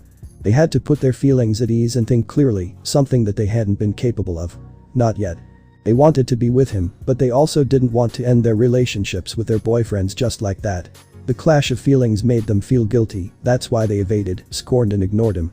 All the girls felt the same, but they knew something needed to be done. Far too long has passed, and they didn't know what Issei was doing. Since they were going to live for 10,000 years. They wanted to gain experience in a relationship. Rias and Akeno wanted to try approaching to other types of boys to gain experience. Since they would spend their eternity with Issei, they had time and compensate for all damage done if it was done at another time. But they didn't expect that their interest would turn into something more. After spending time talking with him and knowing more about him, they slowly forgot about Issei. After some time passed he asked if they believed in the supernatural, seeing where the question was going they said yes, and after a long talk, they told him they were devils. Since he knew about the supernatural he wasn't surprised, and instead he continued treating them like normal girls that weren't related to the supernatural at all, something they really felt thankful for. They wanted to be treated like normal girls not related to the supernatural, and since Ryuji was the closest man that wasn't as related to the supernatural as the rest of the men they knew, he was the best choice. They spent their time talking about idle topics, going out as friends, among others. The fact that he didn't stare at them in any perverted way really made them feel at ease. Being always stared and looked like that is really tiring. They liked the expression and reaction they provoked on Issei, but after some time, it gets exhausting. Time went by and they started to forget about Issei, replacing him with him, which was their role model of an ideal man when they were kids. Tall, good-looking, and confident, the dreams of any young girl. The reason they tried to get closer to their said senpai was that they didn't understand the male mind. After all, they didn't have many male acquaintances their age. So they started to get more involved with the males in their college, and soon they met him with the excuse that maybe in the future, they will able to understand Issei better. Since understanding him would be a key piece for them to get even closer to Issei. The other girls seeing this asked them, why? When they heard their answers they were surprised, in their minds this was a good idea. If they are capable of understanding what other men thought of, then understanding Issei will be easier and their relationship will be closer. But they started to fall in love with the guys they chose to understand. They even dismissed Issei, forgetting everything he did for them. Even being cruel so that he didn't stop their plans. Once their relationships were over they will get even closer to Issei and cross the line. Yet because of their selfishness and egoism, they truly didn't know how much Issei was suffering. Because of their lack of trust to themselves into getting closer to him and their inexperience in relationships, they made certain choices that unknowingly affected Issei in a terrible way. Because they were lost in their heads, they started to compare Issei with them. Seeing his faults like a living being, and soon after they started to badmouth him behind his back. Scorning him, insulting him, ignoring him.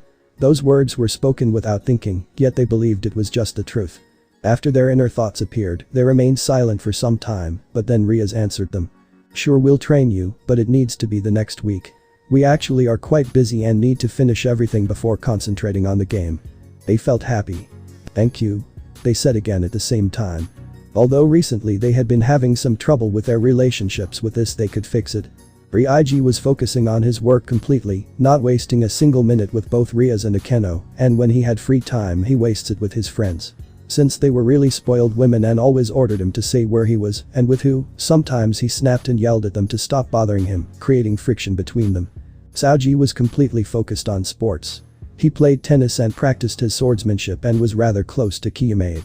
That, alongside him only focusing on his tennis and sword practice, made him tight on time. So he set Zenobia aside temporarily and only focused on his sports. For her, it seemed that she was replaced by the new advisor of the tennis club, Kiyomade. So sometimes arguments started. Ryutaro and Irina were good enough. She was really energetic, something he liked, but sometimes he just felt tired and just ignored her, causing her to be furious. But because of her energetic self, she was sometimes even jumpier than before and just exhausted him a lot. The woman just had too much energy sometimes. Bijama was always in the middle of the fights between Kaneko and the other girls of their classes, making him feel awkward.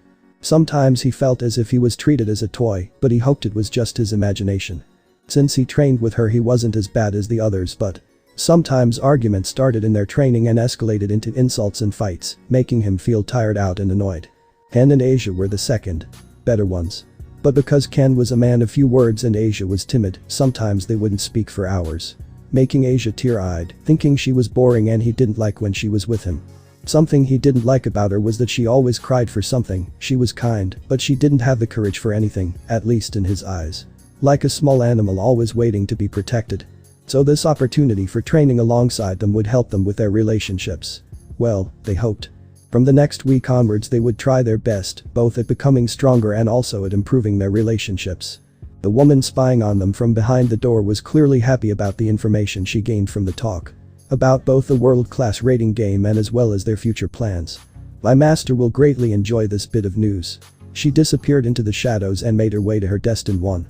The pieces have been moved and the first phase has just begun. A week later.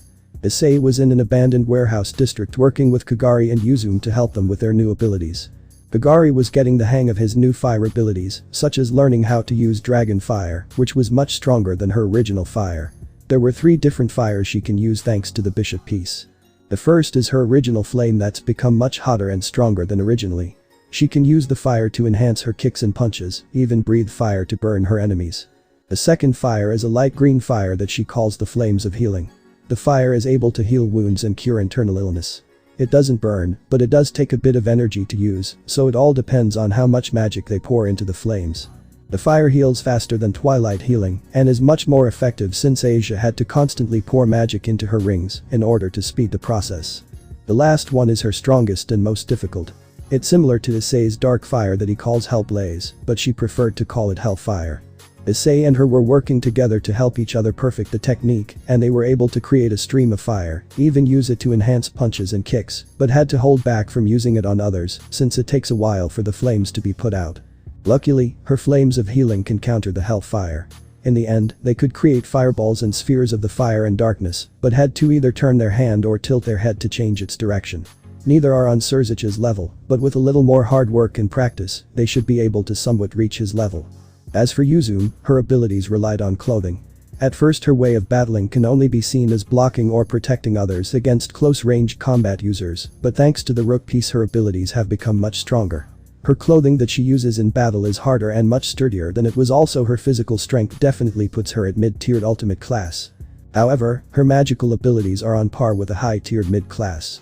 Issei found it difficult to train her since her abilities relied on the clothing she wore, but once she explained that she can use it to create objects like drills and lances, he had an idea of how she can utilize this skill. He wasn't a master of weapons, but he could give a swordsman a run for their money.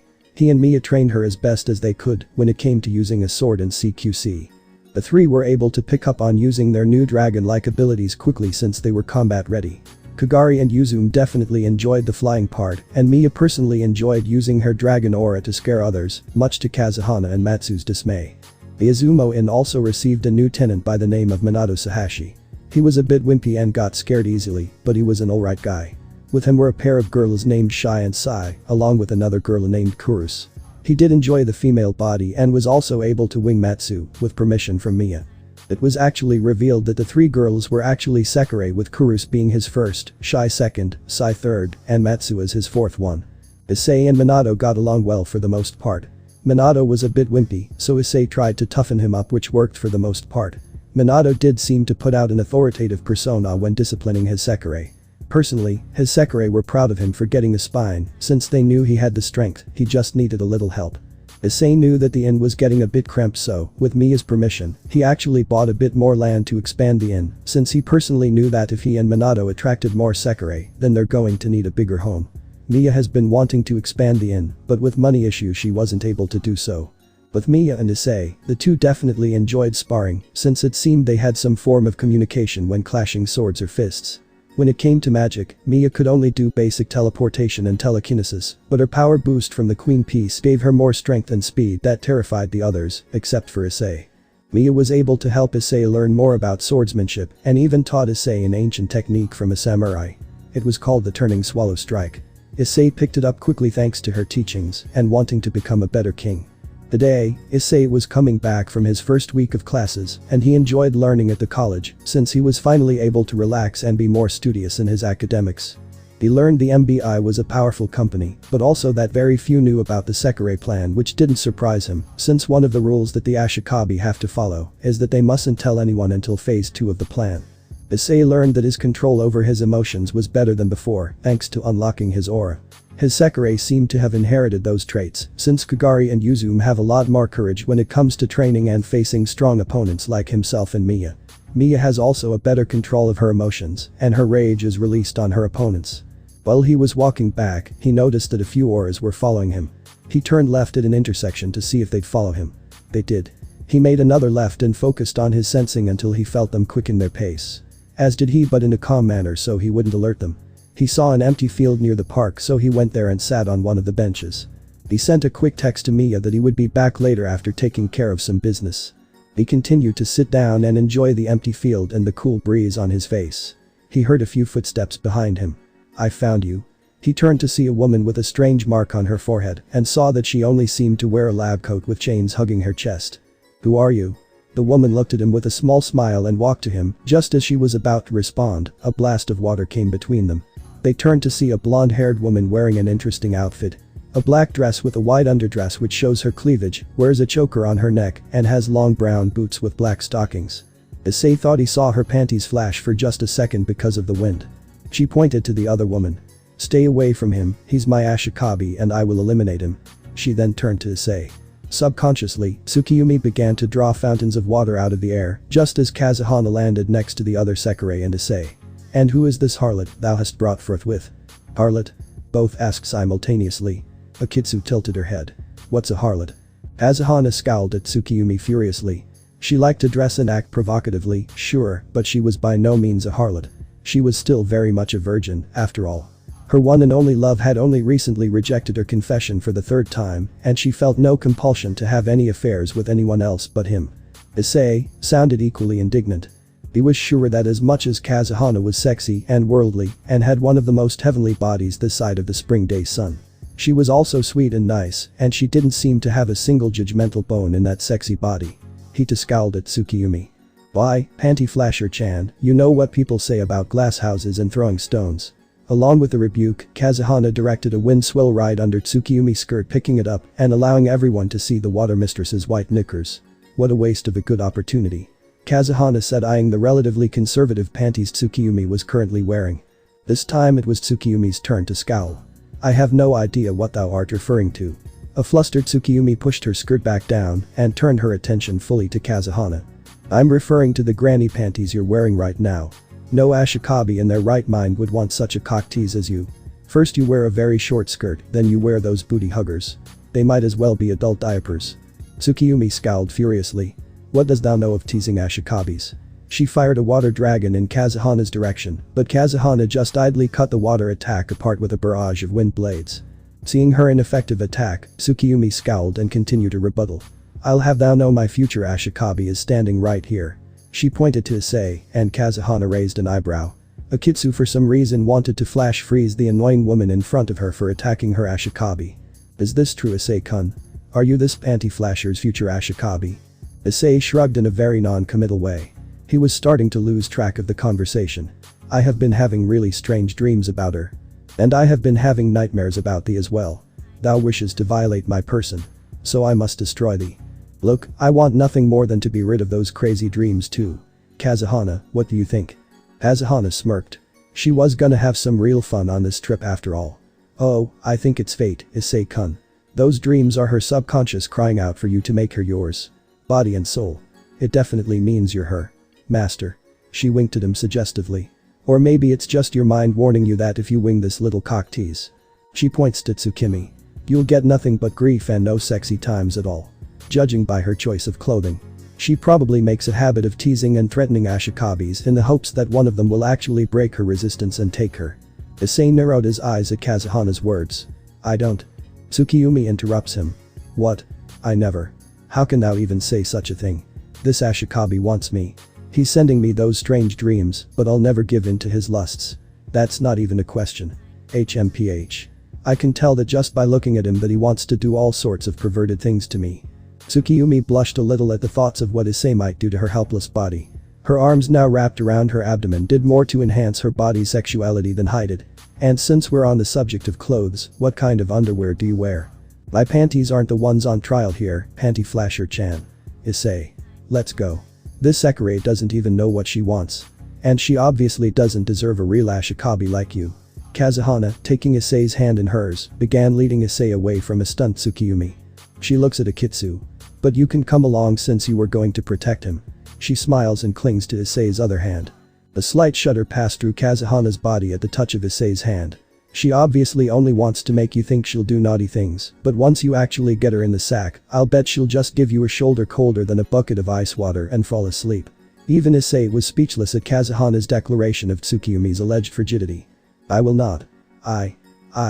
Tsukiyumi looked genuinely shocked at Kazuhana's impugning of her character as a Sekirei. You'll what? Pretend you like Issei, then just be a cold fish when he tries to get intimate.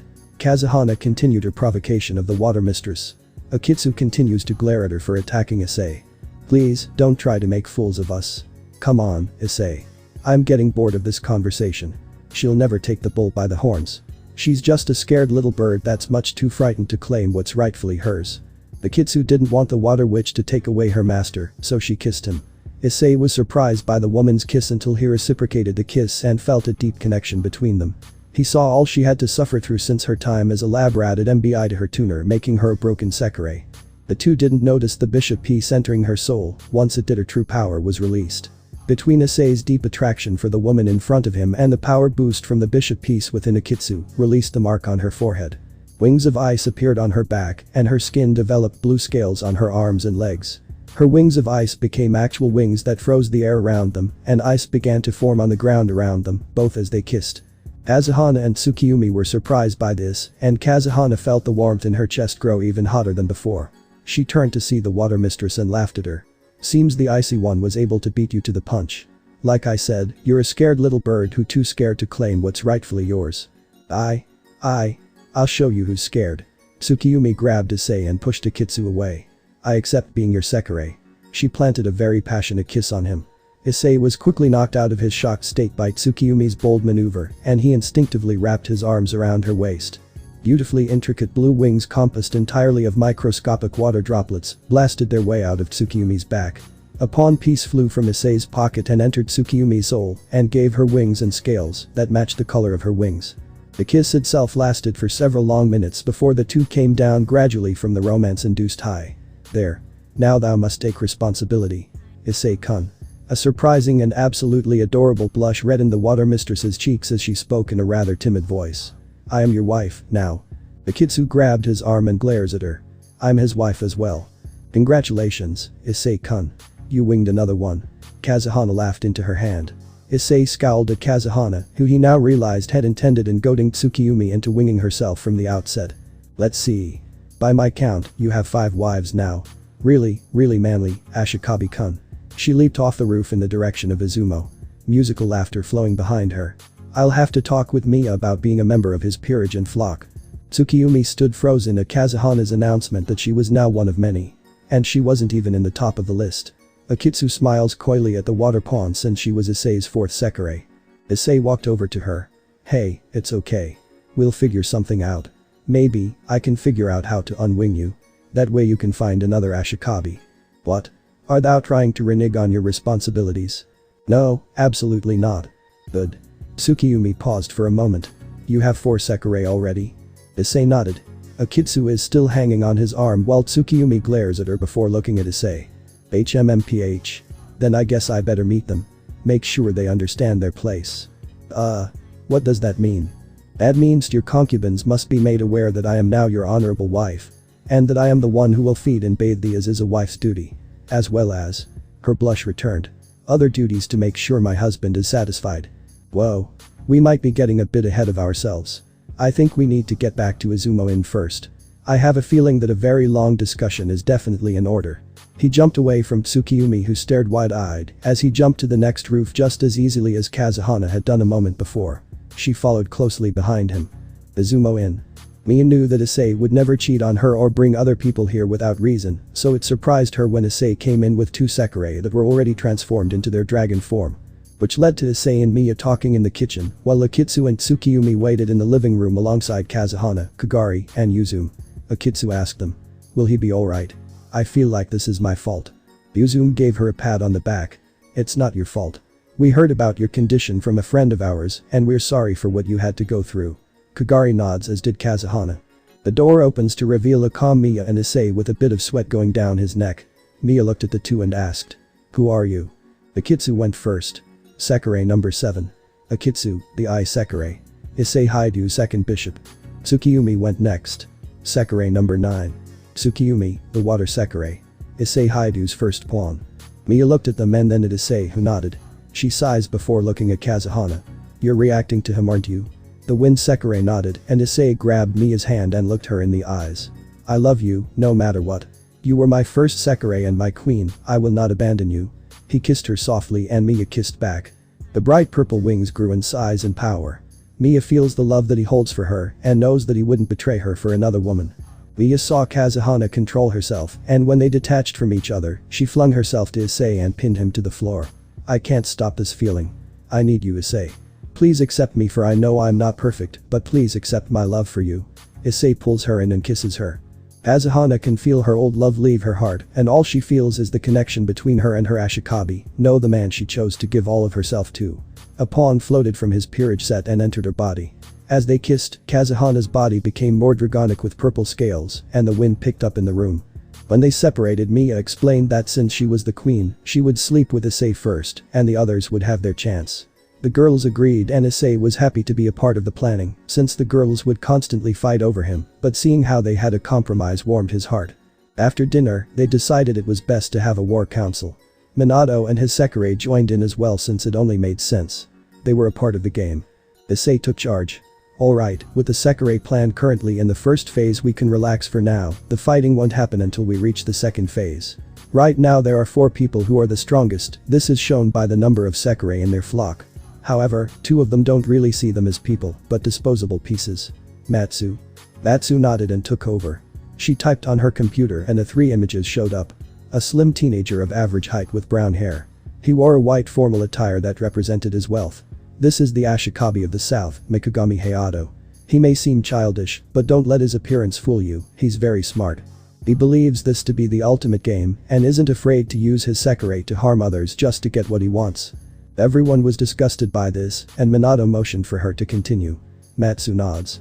His Sekirei appear to be number 15 Himeko, number 38 and number 39, Mitsuha and Mitsuki, number 103, Jusa, and finally, Momo. Most of them appear to be weapon users, so we might have little difficulty with them. The second was brought up. He was a normal-sized young gentleman, wearing an elaborate pure white suit with a white shirt underneath and a black tie. Higa Izumi. The Ashikabi of the East. He's utter scum. He acts all serious and doesn't give a damn about Sekirei. He has no qualms about forcing other Sekirei into obeying him and turning them against each other with carefully constructed lies. He even is willing to capture other Ashikabis and force their Sekirei to work for him. His motives hint that he may be intending to take over MBI, they have been a major thorn in his side for a long time. He doesn't tolerate his Sekirei failing their mission or disobeying him. This makes it possible for him to break the rules without any traces, which could indicate his involvement into the illegal and immoral actions he has ordered. He's also a silver-tongued serpent, lying and deceiving others until he no longer has use for any of them. Issei personally wanted to beat the bastard to death for what he's doing. Minato personally wanted to punch the guy in the face. Matsu continued. His Sekirei that he's winged are number 62 Kei, number 85 Ashino, Kuju, and number 79. That's not counting the other Sekirei that he's threatened to work for him out of fear. The last image came up as a blank. Unfortunately, the last one. The Ashikabi of the West is completely unknown. The only thing we have is his Sekirei that he's winged. Not forced, but they actually reacted to him. Matsu brings up the images. His first were number 11 and 12 Hibiki and Hikari. They were originally going to be winged by an ex-employee of MBI, but they learned he was a complete loser and ditched him. They are known as the Raiden Duo, since they can control lightning. Unfortunately, they need to be together to release their full power. Issei and Minato were impressed and laughed a bit when they heard of how they ditched their old Ashikabi. More images of Sekirei came up. Number 17 Yuna. Number 14 Chiyo. Number 20 Hadi. Number 65 Taki. Number 73 Namiji. Number 86 Katsuragi. Number 72 Natsu. Number 19 Ikki. And number 95 Kuno. Everyone was surprised that this Ashikabi got a large number of them. Issei was the one who spoke first. We're fighting him, then we need reinforcements. We can't reveal too much of our hand yet in the second plan. If we did, then they'd be ready for us. The voice broke the silence. No need to worry. I'm here to help my Ashikabi. Everyone got their guard up when they heard the voice until it spoke again. Wait. I'm not your enemy. I'm actually reacting to my master, I'm in his shadow right now. Hold on for a second. Issei's shadow moved until it extended to reveal a group of Sekirei with the leader as the dark-skinned one. She walked over to Issei and hugged him. It's good to see you again, Issei. Issei was shocked until he said. I remember. Dear Yahin. I spoke to you after I took my exam. Yahin nodded. I'm glad you remember me. As for the situation, there were actually a few Sekirei that have been reacting to you, but have been waiting for you to get away from the scary queen. Miya glares at her before whacking her with her ladle. Yahin has a bump on her head. Please inform me when you're trailing my Ashikabi and husband. Tsukiyumi blushed. What? Kazuhana has a Cheshire grin on her face as she watches this. The others sat by and watched the show. Issei saw the others and calmed down Miya and Yomi. Why don't we hear the others out? They're with Yahin and I can sense they're unwinged, so no need to worry about them being a threat. Miya and Yahin complied and sat down, waiting for the others to introduce themselves. Number 43. Yomi. Number 22. Kachim. Number 101. Areha. Number 84. Yashima. Issei remembered reading about them. So the Death Scythe Sekirei. The second most intellectual Sekirei out of all 108. The Chakram user. And the Hammer Sekirei. Do you wish to join us? I won't abuse you, nor will I force you to do things that you don't want to do. The girls were happy and threw themselves into Issei's arms. Miya saw how they looked at him and was happy that they reacted to him out of love since they were watching him from afar and learned who he was personality-wise. Yahin was also gathering information on both the other Ashikabis and has some news she wanted to share with them. Issei kisses each of them and reincarnated them as a pawn. So now he has 6 pawns, a knight, both bishops, a rook, and a queen. Issei looked back at Yomi. So what's this information you have on my old team? Yahin reached in her chest to pull out a flash drive and inserted it into the computer. It played the entire meeting, and Issei wasn't that impressed by the members that the girls replaced him with. Mia knew what the girls looked like and was mentally preparing to sharpen her sword for some annoying brats who hurt her husband. After hearing the meeting, Issei was excited at the thought of a world ratings game, the others looked excited as well and wanted to have some fun. In the east, the Ashikabi was on a hill watching his rival relax and enjoy his time as their Ashikabi. He smirked when he saw them get along like a family. Looks like you were able to find happiness here instead of back home.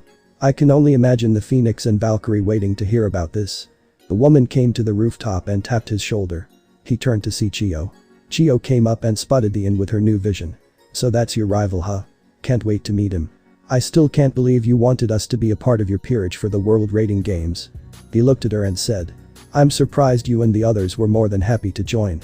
Hey, after the training you put us through, the other Sekirei are pathetic and weak. True.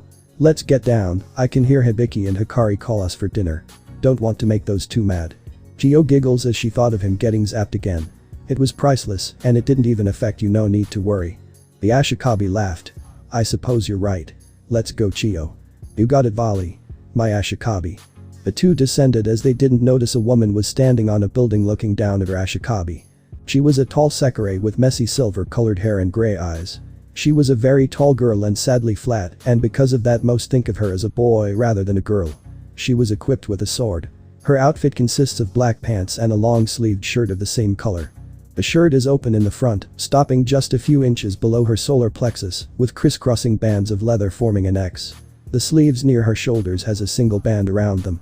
Sitting almost lazily on her waist is a belt that looks more like an accessory than an actually functioning one. It sits slightly askew, the left side riding lower on her hip than the right, and the ends are tied together by a leather string. The only other distinguishing features about her clothing is the black fingerless gloves she wears and the orange scarf she wraps around her neck and shoulders. My Ashikabi. I, Mutsu, the Earth Sekirei, shall protect you in my territory. Please wait for me. I do mansion. A couple of male figures could be seen sprawled on the ground, sweating and breathing heavily. These men were the current boyfriends of the Gremory peerage. How could you be that strong? Ryuji asked at the devil standing in front of them.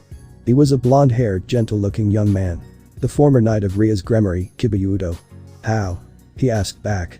After a lot of training and almost being killed, you gained strength.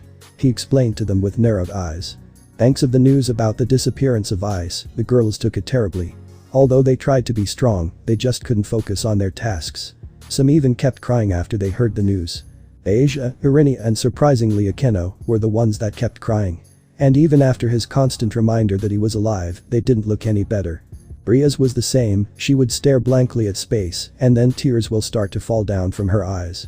Zenobia and Kaneko became overly explosive, they trained in a separate area of the field, but the increase in aura could be felt by everyone inside. Once they finished their training, they would come back filled with dirt and blood. The boys tried their best to help them since last night, but they got ignored. And since their training started, Kiba proposed to them that while the girls get better, he would be the one training them. He fulfilled his promise, and early in the morning he went to get them. After coming to the training field number 1, he proposed a little spar, all against him. The result was obvious, it wasn't even a warm-up. Eyes. Kiba held back a sigh. You need to improve in a lot of things. You just forced me to use a decent sword from my sword birth, much less my balance breaker. The guys heard this and sighed heavily, those words were the hard truth. He was just toying with them, they clearly noticed. How strong are you actually? Saoji asked with hidden anxiety. Kiba's swordsmanship was peerless, not a little scratch could be seen on him. Even when they worked together, they couldn't even make him break a sweat. I can confidently say that I can fight a top-tier ultimate class and win.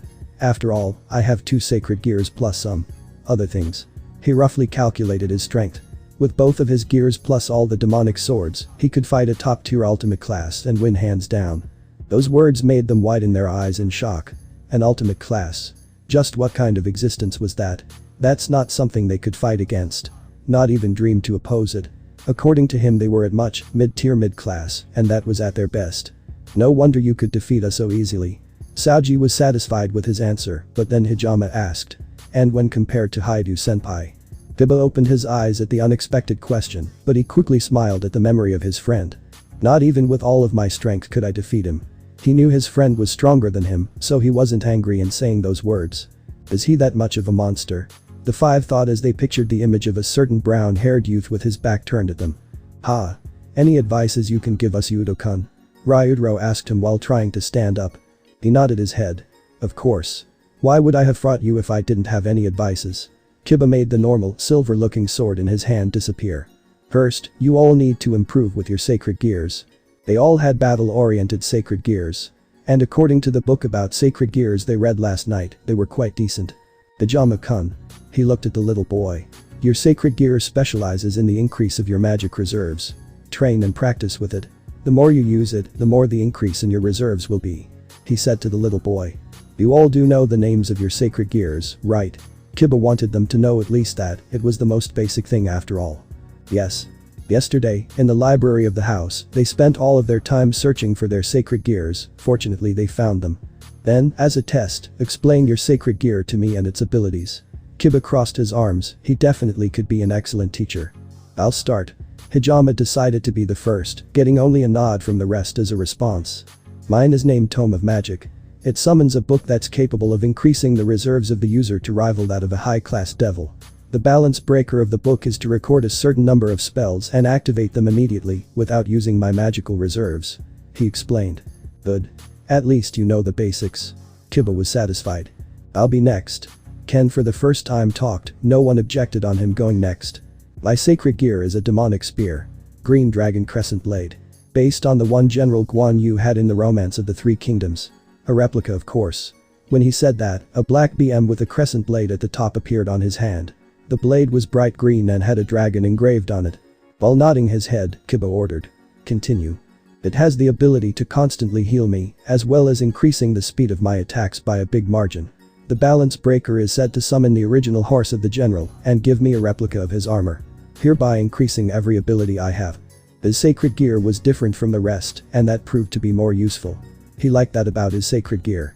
Okay, sounds interesting. Kiba was a little bit interested in the spear.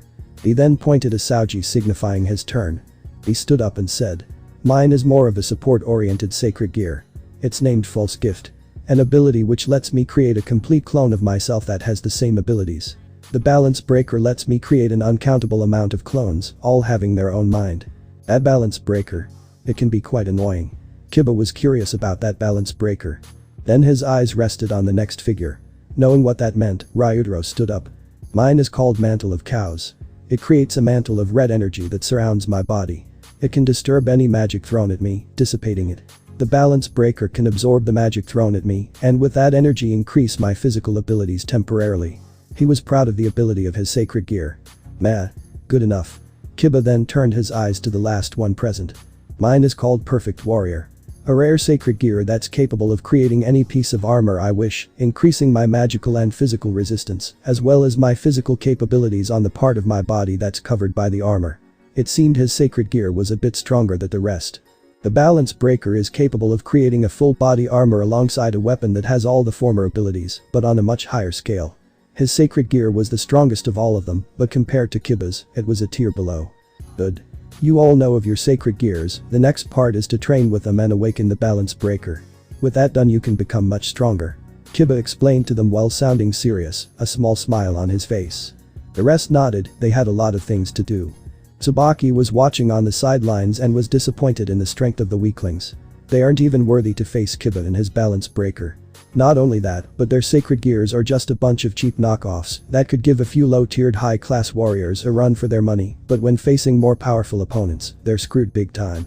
The former queen of Citri thought. I still don't understand why Rias, Akeno, Kaneko, Irina, Zenobia, and Asia would betray Issei. He literally died and sacrificed everything he had for them without so much as a second thought, so why would they even betray the one man who loved them with all his heart? She looks at her lover and king. She sighs. I know Kiba probably blames himself for not being able to help Issei, but I know Issei, and he wouldn't be mad at Kiba, but he would still consider him to be his brother like Gasper. That's the kind of person Issei is. Yo. Kiba. How's everything going? An average-looking man walked near him and greeted. He had a normal face and blonde hair with blue eyes. He had a casual and friendly attitude, but the aura he emanated was really dense, as if he was cursed by something monstrous. The five men took a step back, afraid of the presence he had. Saji-kun. Kiba smiled sincerely. It's been a while. Things have been not that good. Kiba said to him with a tired face. Seeing this, Saji wanted to ask more about it, but another figure appeared. A woman with piercing, cold and calculating violet eyes. Having short black hair and glasses on her face. She had an emotionless look written on her face, but due to her short in height, it reduced the desired effect. Kiba-san, greetings. She bowed ever so slightly. What do you mean by that? The woman asked with piercing eyes. Sona-sama. He held back a sigh. It should be better for my master to explain things to you. Please, only bring the necessary people, she isn't well. Kiba bowed deeply to her and asked. The woman was surprised, but seeing the face the young man had, she knew that something happened. Very well. So she agreed. Saji, come with me. We'll visit Rias. She ordered, and the one mentioned only nodded his head. Yes, Sona-sama. He answered with an almost military tone. The rest please stay here. Help Kiba-kun with whatever he needs. The rest of her peerage nodded their heads and stayed, practically doing nothing. Udo-kun, please ask them for anything in your training. She called back to him and started to walk to the exit, followed by her pawn. Reaching the elevator door, Saji asked her. Sona-sama, what do you think happened? Saji was intrigued. He saw how Kiba was down, but he seemed to hold it back. I do not know. But by the look in his eyes, I can say that it's nothing good. She started to think, quickly trying to find an answer for the question, yet not a single idea came to her mind. Opening the door of the elevator, she pushed the button labeled as 3, it wasn't her first time in the Haidu mansion. The journey up ended really fast, soon the door opened, and a huge hallway was seen with a couple of doors at either side. Saji, go and find the rest of Ria's team. I'll go look for her. She walked out of the elevator. Saji nodded at her orders and left in opposite direction. Sona went to the second door from the right and knocked. Knock knock knock. Rias? Are you there? She asked, hoping for her friend to answer. Not hearing an answer, she decided to enter. I'm coming in. She turned the doorknob and walked inside. Her friend was standing near the window, looking outside. She could see how her eyes were red and the look in her eyes that appeared to be lost in thought. Rias didn't notice her presence in her room, instead, she kept looking out the window. Rias? What happened? Why are you like this? It seemed those words woke her up from her daydreaming. Sona. Why are you here? Rias asked back, her voice sounded raspy as if she was sobbing not too long ago. I had some free time and came to talk with you, but it seems something happened. Sona fixed the position of her glasses and approached Rias. She then sat on her bed and patted the other side. Sit. We need to talk. Those words sounded more like an order than a proposal. Rias nodded her head and sat down at her side, her head hanging low. After some minutes neither of them talked, however, Sona asked. Ready to talk? She was worried over her friend. Nod nod dot star. Rias looked into her eyes. It's about ice. Those words made Sona widen her eyes. What exactly happened? She saw those eyes once before, when Ice was presumed dead. That moment was definitely the worst for the Gremory group. But she dismissed the thought, instead, the idea that they had some problems in their relationship, and due to that Rias was extremely affected, filled her head. Please explain, Rias, I can help. Her words soft and calm. Okay. Ria's voice was low. She began her explanation, her head low, refusing to make eye contact. I was scared. Sona decided not to interrupt her, she knew this was important. My relationship with Ice when the beast was sealed and after it was extremely slow. I was afraid that I wasn't doing a good job as his girlfriend. Those words. Sona knew something happened and the cause was not Ice, rather, it was her. I didn't know what to do. Every conversation we had was empty and direct, just straight to the point. For a couple that's not something good. Tears fell from her eyes. There were times in which I didn't know how to answer. I didn't know what to do. I didn't know what to talk about. She was grieving. I wanted to go on a date with him, but things were so complicated.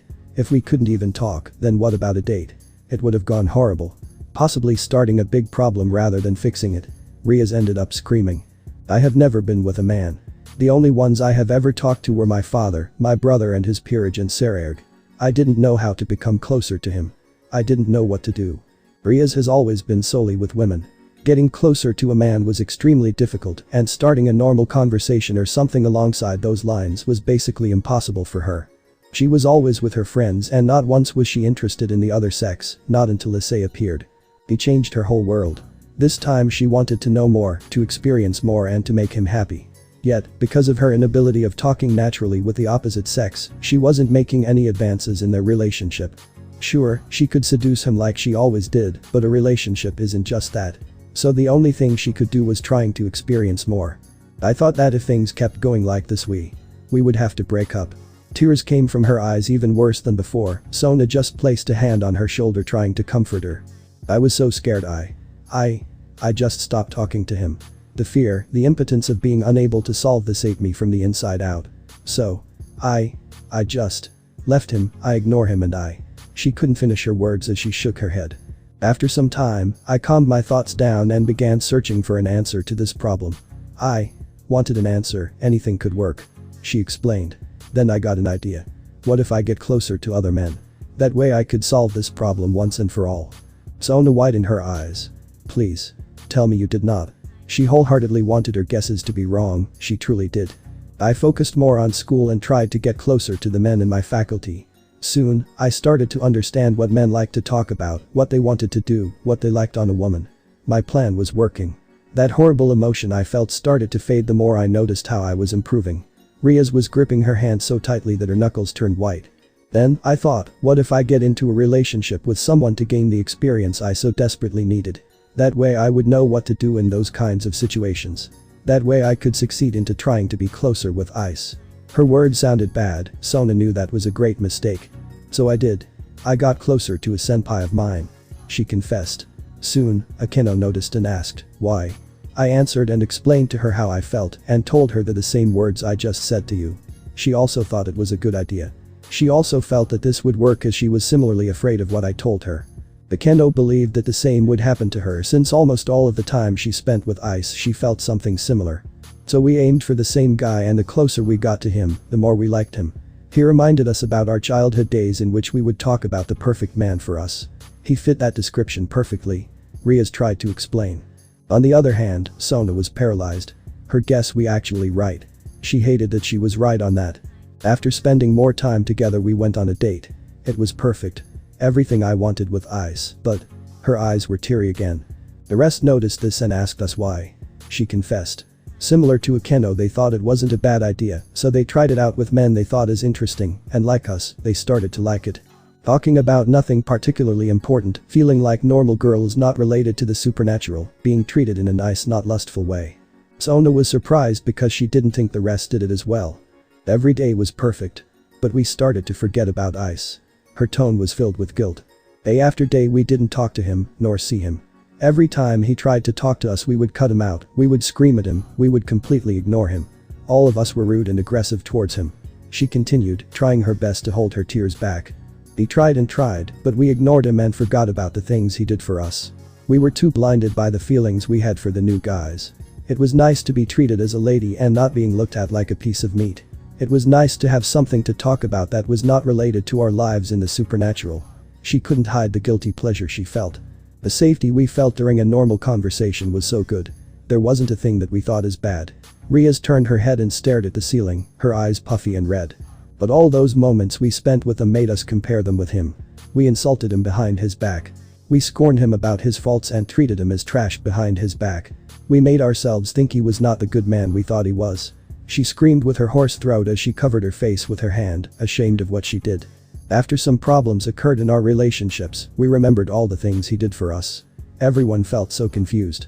The feelings we have are still firmly rooted in our hearts, but we confused our goal, and after we remembered it. Then when we came to the mansion, he was gone. No note or nothing. He just left his home. Sona was astonished. The reasons she told her were absolutely stupid. Even for her that has never been in a relationship, she knew her reasons were the epitome of selfishness and stupidity. It's normal to be afraid, but in these types of situations you go and talk with the ones involved and try to figure things out. If that doesn't work, then go talk with your parents, brothers, sisters, friends and try to solve it. But she just ignored all of that and decided to try an incredibly stupid idea. And that idea got its repercussions. She literally cheated on Ice in the worst possible way. The rest did the same. They abandoned him and left Issei to his own luck. They, without a question, changed him for someone that they thought it was better. But exactly how many men would lay their lives down not once, but multiple times for theirs? Without a second thought. Sona knew that those men were basically non-existent. Haidu, Issei and Saji were rare exceptions. You could say they are miracles in the world, as ironic as that sounds. The girls were suffering because of their choices, and when they noticed that not everything was as good as they thought, they started to remember him. Little did they know, a certain Valkyrie listened in, and boy was she mad. Her fists were clenched when hearing that not only Riaz, but the others followed her example. This wasn't how it was supposed to go. She wanted to come back to the man she loved and be with him for a night of passion. Show him how much he meant to her and how much she loved him. I need to talk to Ravel. Her old team can wait, her lover is more important than the others combined. Meanwhile, back to the girl talk. Sona, like a friend, approached her and although she knew that she was in the wrong, she told her.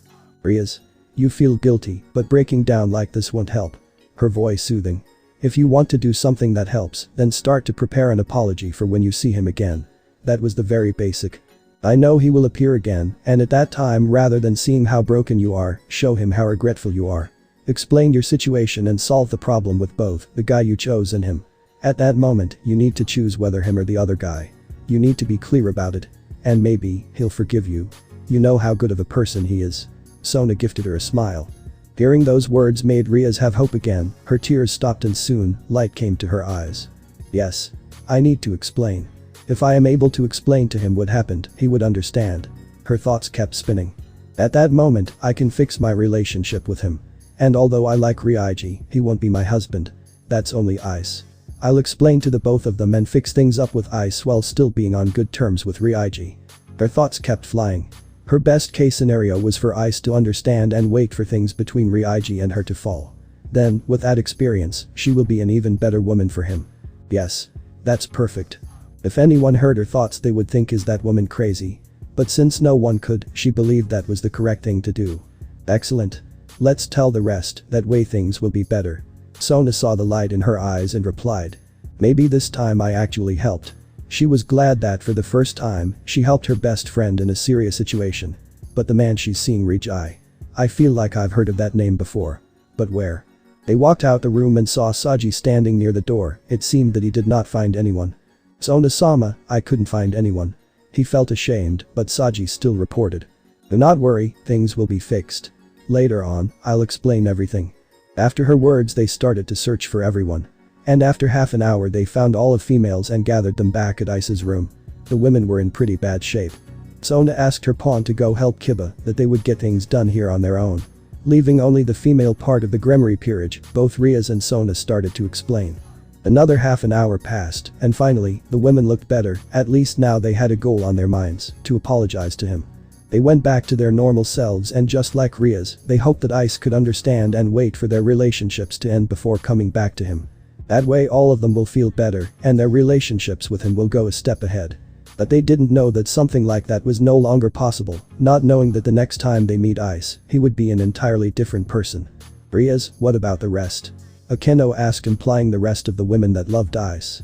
Braswis will be back soon, after all, we need her to train for the games. Sona is extremely busy with the school so she won't participate. At the mention of the Valkyrie they nodded. Hiroka is in Kyoto and will either participate in the team of Yasaka or Volley. I don't know about Lefei, but she should also participate as a part of Volley's team. She explained while placing a hand on her chin. Do you think we'll only meet them at the beginning of the tournament? Akeno asked back. I don't know, but I think it will be sooner. Rias replied, she knew that they will meet sooner rather than later. Asper is still at the hospital, but he's informed about everything not damaging. It appears that soon enough Valerie will be able to leave that place and he will come back. The rest of her team was either doing an important mission or helping someone they cared about. She knew that they would come back soon. Almost all the things they had to do were already done. What about Afasama and Lilith-sama? Asia asked, not knowing what the pair of them were doing. According to brother, they told him and the rest that they had things to do in the gap since the battle was so destructive that it affected that place. Asia understood and nodded at the words of Rias. So for now, we need to focus on training. We have to show a great result in the tournament. Yes. All of the present ones roared in excitement. Heading out of Ice's room they reached the elevator and went inside it. They pushed the button labeled with a -2 and after a couple of seconds, they reached the training field. The members of the Sekirei peerage could be seen sparring with the boys, well, only if they weren't losing so terribly. Hearing the sound of the door opening everyone stopped their sparring and looked over to them. Kiba saw how the girls had their spirit back, but something in their eyes made him uncomfortable, as if they planned something that was an extremely bad idea. We're back. Sorry about the last day, it just affected us too much that Ice is missing. The men nodded at Ria's words. The Sekirei peerage turned to look at their king, seeing in her eyes and I'll explain everything later they let the matter slide. From this moment on we will all train to improve to the extreme. Guys, you will be trained by some of us depending on your style, but not for too long. The rest of the time you can go to the library or train on your own and discover new things about your sacred gears. Hearing those words they understood, her peerage also needed to prepare themselves for the game. Since the mention of the game they were interested, so yesterday they talked among themselves and reached a conclusion. Ryuji stood up and said. Since Haidu is missing, we thought that maybe we can help you during the games. They knew Ice's worth of 8 pieces and they were only 5, so maybe that way they could help a little for all the things they had helped them at. Ryuz and the rest were surprised, but his words were correct. Without Ice, a big hole was left on the team, and although they couldn't fill it, they could help them in that aspect. I'll think about it. If you show great progress during the training and become stronger, then I'll let you participate. Those words were like music to their ears. They all had smiles on their faces and nodded their heads joyfully. Thank you, they said in unison. Ryuz, I need to leave. The school won't administer for itself after all. All of us need to be there, so I bid you farewell. Sona dismissed herself and activated the magic circle. Everyone in her peerage stood over it. Their faces held some confused looks, mainly due to the talk that man just had with Ryuz, but before they could ask, a brief flash of light filled the room and blinded them momentarily. After that, Sona's peerage was gone. Well everyone, let's start the training. Her voice was like in the past, filled with dignity and strength, something all were quite fond of. Ice. I swear over my name as a Gremory that I'll apologize for the wrongs I did. And, in some way, compensate everything to you. She was resolute in her vow. She wanted to quickly find Ice and fix everything she and the rest had done wrong. Hiba and Tsubaki left to relax for the rest of the day. Since he didn't have a full peerage, they might not be fighting in the tournament, but they'll just have to wait and see. Phoenix Mansion. Ravel was in a workout uniform and was practicing her fire abilities with Riser's Rook and Queen. Shulin and Yubaluna were surprised when the Phoenix heiress asked them to help her with her fire powers and fighting skills. When they asked why, Ravel replied, even though I'm not in Issei's peerage, I still want to become stronger for him. To stand by his side. Ravel practiced her hand-to-hand combat with Shulin and learned more fire magic thanks to Yubaluna. Personally, she chose those two because she knew for a while now that the Rook and Queen are infatuated with Issei.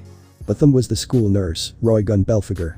One thing that was special about her was that she may look like a sexy woman, but she's incredibly smart when it comes sacred gears and know how to get information from others.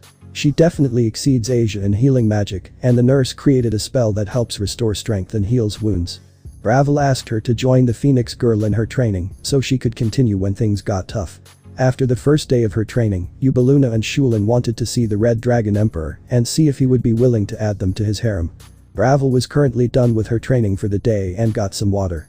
Shulin and Yubaluna joined her for a break. Ravel has become more confident in herself and is no longer that princess who couldn't fight in battle. Now she's a badass warrior princess. The portal appeared in the middle of the arena. Everyone were ready to fight but stopped when they saw that it was Roswis. The Valkyrie was not happy and marched to Ravel. Alright, talk. Where's Issei? Ravel was about to answer until Roswis projected an icy aura that scared Yubaluna and Shulin, but not the Phoenix and nurse. Don't lie to me and say you don't know. I know you personally, make sure as his manager that you know where he is going. So I'll ask you again, where is he? Ravel sighs and walks over to her normal dress and pulls out a letter. She showed it to them and said. Issei informed me that he would be attending Tokyo University and staying at a place called the Izumo Inn. He said that the one who runs the inn that he's going to stay with is a client. A widow by the name of Miya-sama. Roswis reads the letter and hands it back. Thank you. Now I know where to go. She prepares a portal until a hand holds her back. The Valkyrie turned to see Roygun with a passive look on her face. We're coming with you. Whether you like it or not. Ravel nods as well as Shulin and Yubaluna. Roswis eyes and agreed. Ravel informed her mother that she would be taking the girls with her for a trip. After getting the okay, they went to Shinto Teito. Shinto Teito dorms. Aika Kiryu was called one of the most perverted females of Kuo Academy, but there was a reason why she was called a perverted woman. She's a half-breed. She's half human and half succubus. She had an interesting ability to measure a man's manhood, but what she wanted was a strong but kind man. One who'll make her happy but also give her a lot of fun sexy time. She tried dating the perverted duo Mitsuda and Motohama, but they didn't last for more than a few weeks. Issei was one that she wanted to try out, but a certain devil woman stopped her plans since she always took away Issei's time and energy. It seemed that they were treating him as a lapdog rather than a person, but for some reason after the Battle of Trihixa, the girls have been acting distant and rude to him. Aika knew that Issei was going to Tokyo University, so she applied to the same college in hopes of being with him. And her plan worked for the most part.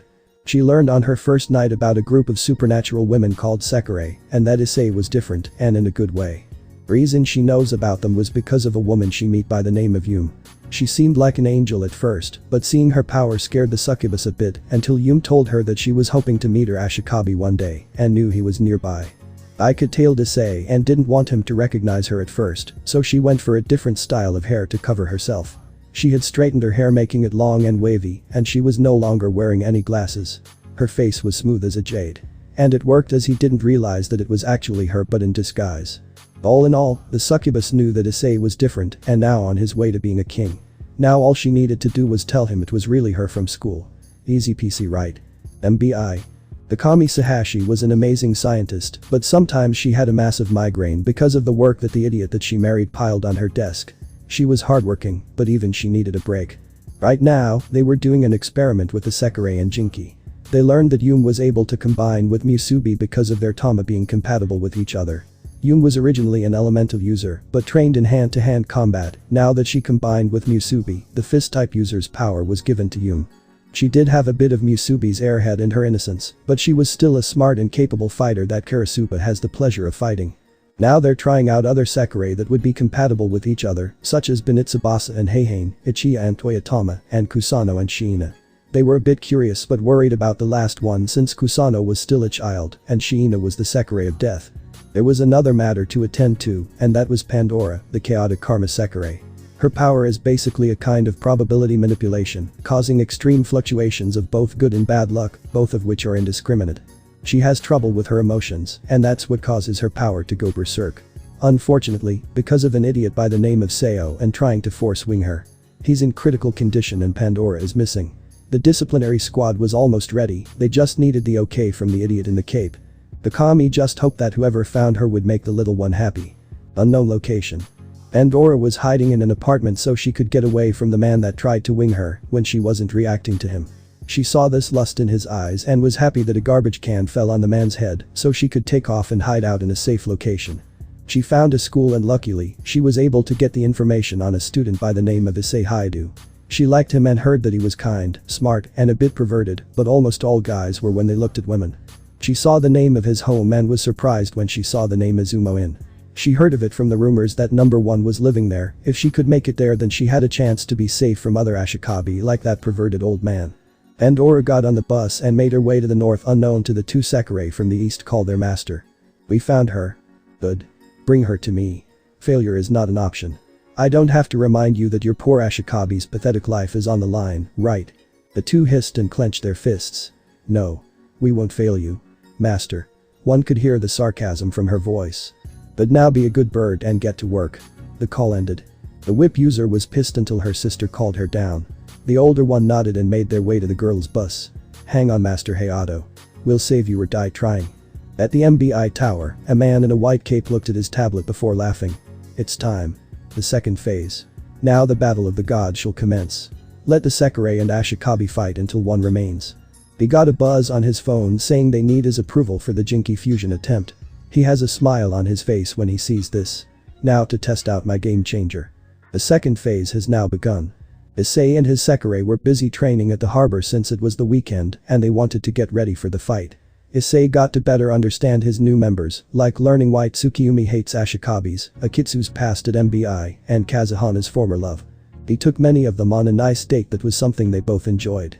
Tsukiyumi enjoyed going on a picnic date with him and learning how to use the water as a shield or other creations, such as a dragon, serpent, or sword.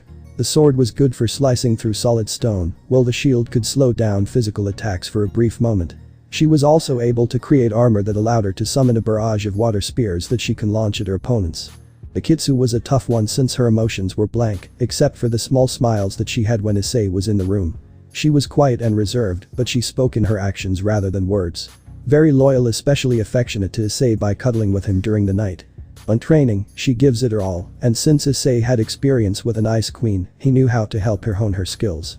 Kazuhana was a big on romance, and it was interesting seeing how she was able to fit a bottle of sake in her chest, and it wouldn't even make her topple over.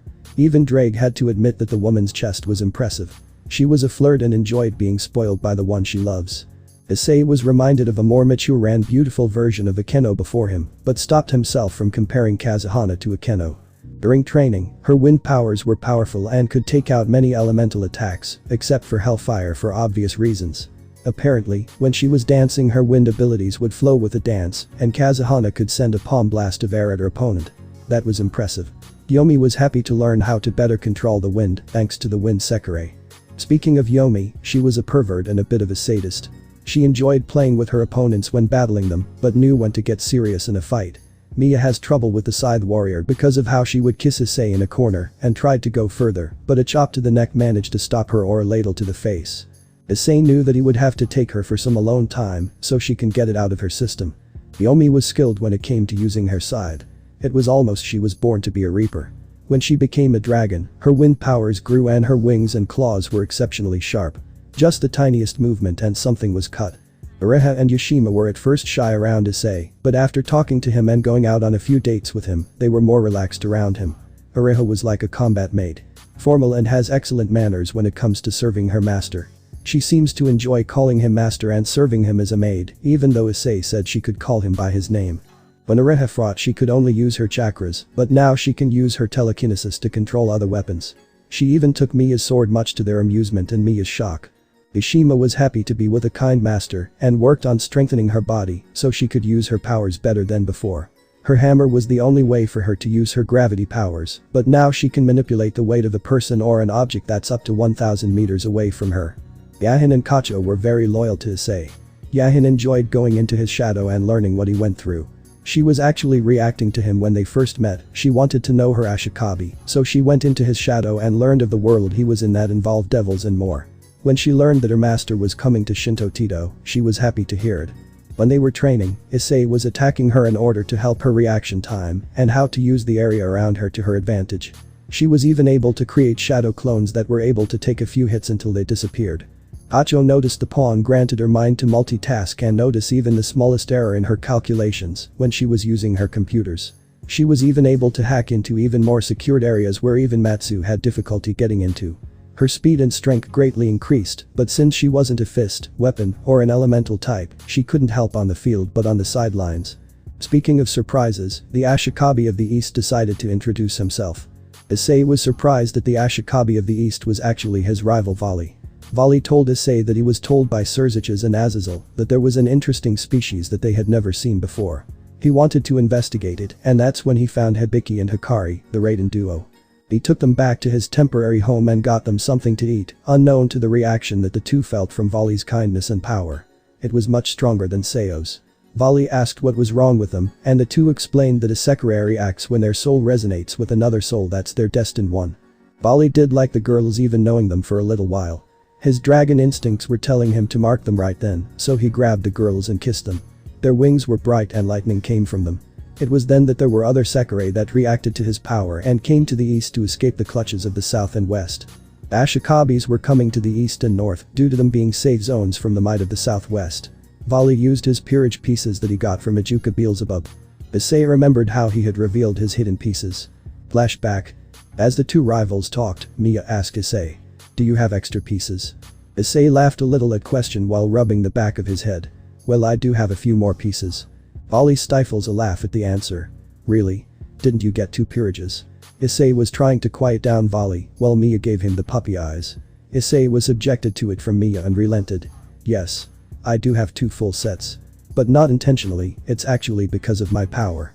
You see, when Vali and I were getting our pieces from Ijuka, our powers created more than the original 15 pieces." He reached into his personal portal and brought out a box. He opened it to reveal the second set. "I wanted to reveal it a bit later after doing some training, but guess the cat's out of the bag." Hibiki asked Vali. "How many extra pieces did you get?" Vali responded. "An extra knight, bishop, rook, and queen. I already used my two queens when reincarnating you and Hikari. As for the other pieces, I don't know who to put down for them." Hacho asked them both. "If you have more than 15 pieces, how are you supposed to enter the tournament?" Issei answered that question. "Ijuka told Vali and I that we could change our members between matches, but we need to let the supervisors know beforehand." Issei switched the members of his team, so now Tsukiyumi and Kazuhana were bishops, and Yushima was now a rook. Tsukiyumi and Kazuhana's powers didn't decrease thanks to their training, and Yushima was still able to properly control the gravity powers she had mastered thanks to training. Vali kept his pieces as is until he got a few more Sekirei. The possibility was high since both Volleys and Issei's auras were stronger than all of the other Ashikabis in Shinto Teito. It's because of that they were able to call more Sekirei. The East and North are now in an alliance to fight against the Ashikabi of the South and West, while going against MBI. Then flashback. Issei and the others were back at the inn. Everyone was taking a break while Issei was studying in his room until he felt a pair of arms wrap around his neck. He turned and smiled to see Mia. It was so cold last night, maybe we could keep each other warm. Mia had gotten a lot more flirtatious with Issei when they were alone in his room. Issei liked this side of her and kissed back. I wouldn't mind keeping each other warm. They leaned in close to kiss. Knock. Knock. Knock. They both sighed until Issei kissed her neck, which sent shivers down her spine. Don't worry. Tonight, I'll warm you up for surely. He picked her ear, and Mia blushed and stifled a moan from escaping her lips. Mia smiles and leaves while swaying her hips to make him excited. Man, I love that woman. Issei went to the door and opened it to reveal 4 figures. The first wore the female version of the disciplinary squad, a tight black leather top, a miniskirt and stockings over the shoulders, wearing a grey haori with the Sekirei create printed on it. She has long light grey hair tied in a ponytail and grey narrow eyes. She is usually seen with bags under her eyes, giving her an exhausted look. The second was wearing the uniform of the disciplinary squad, a tight black leather top, a pair of black gloves, a miniskirt and stockings. Over the shoulders wearing a grey cape with the Sekirei crest printed on it. Her fighting gloves have the number 08 on it, showing her number. Her assets were almost the same size as Kazuhana's, but close to Mia. She has brown hair and eyes. The third member was an interesting woman since she had long green hair with a streak of black in the center of it. Her left eye was blue, while her right eye was violet. Her attire was a purple, yellow, blue, green, and black outfit that is somewhat similar in design to a one-piece swimsuit and extremely form-fitting, being held together by a metal ring roughly halfway between her breasts and belly button. Portions of her breasts, arms, back, stomach, and thighs are exposed by the outfit's design. She also wore simple black gloves and boots. She definitely had the experience of a fist user, but the staff on her back makes him think she's a weapon-type user. The last one was another person with a strange combination. She wore a kimono-like shirt with one sleeve missing and pink hair in a side ponytail with 2 daisy clips. Her body is very athletic, toned, but not overly muscular. Her assets were round that of a D cup, a studded black choker, and black thigh-high boots. Her hands and arms are covered from fingertip to elbow by a pair of wickedly sharp barbed metal gauntlets, which vary in color depending on the section, largely being silver, gray, and black. Her side ponytail had a few streaks of silver in the pink hair, giving her an exotic look as well. Issei looked at the 4 and asked, "Hello and welcome to the Izumo Inn. Can I help you?" The woman with an adachi on her side gave him a little bow. "Forgive us for intruding, but do you know if Issei Haidu lives here? May I ask why you wish to speak with him?" It's about a game that involves a flock of birds, and an interesting wagtail happened to enter the north. May we come in? Issei looked at them and mentally told Mia to hide Matsu. "Well, you're in luck. I'm him. Please come in. Would you all like some tea?" The brown-haired one answered. "Some tea would be nice." The others nodded with her. They went to the living room and sat at the table, while Loreha brought out a tray with the teapot and cups, granted she was shaking a bit because of the black Sekirei near her master. Issei saw this and sent his aura to her in order to calm her down. It worked to a degree, since she had a calm look and the tray didn't shake as much. Loreha places the tray on the table and pours them all a cup until she gets up and walks out of the room. After depositing the tray, she heads to Kacho and Matsu's tech room, where a hidden camera revealed the meeting between the 5. Issei drank his tea and thoroughly enjoyed it. He placed it down and then wiped his mouth. After placing his napkin down, he asked the silver-haired woman, "Why is the disciplinary squad here at the Izumo Inn? And what do you mean by an interesting wagtail?" The brown-haired woman calmed him down. "We mean you and your Sekirei no harm. We're here because of the unknown Sekirei number 100. Pandora, the chaotic karma Sekirei. Her power is basically a form of probability manipulation, causing extreme fluctuations of both good and bad luck, both of which are indiscriminate." Issei was surprised by this new Sekirei that entered the north. "Do you have a clue as to what she looks like? Also, if you knew about this lost bird, why hasn't MBI done anything to help her?" Karasuba took over. Fear. MBI, the idiot in the cape, even Takami Sahashi are afraid of the Ashikabi of the east and north. "There's another reason why we're here." Issei quickly stood up and brought out Ascalon to block a sword coming near his neck. Karasuba appeared beside him and smirked. "Good reflexes. I really want to fight you now, but I'm afraid business comes before pleasure." She put her Nadachi away and sat back down against the brown-haired one before taking a sip of her tea. Issei was impressed with her speed and maneuverability. "So this is the legendary Black Sekirei. Interesting. The pink-haired one had a blush on her face before looking away from Issei. The green-haired one also enjoyed looking at Issei and didn't hesitate to look at his features. The brown-haired one coughed into her hand. Apologies about Karasuba, she is actually reacting to you and wishes to fight you, but before we get into that, I believe you're already aware of the second phase beginning. There are only less than half of the Sekirei remaining. 49 to be exact, but I believe they will be winged or terminated soon enough. Anyway, you may not know this, but the disciplinary squad actually doesn't have an Ashikabi. Minato tried to give us one, but Karasuba didn't like him and killed him. It's true. Which is why we were wondering who would be our Ashikabi until we sensed you. The 6 of us are reacting to your soul, so we would like to ask you if you would make us your Sekirei. Issei had a thoughtful look on his face, but was actually talking to his queen. What are your thoughts? I can't believe I'm saying this, but maybe it's a good idea to wing them including.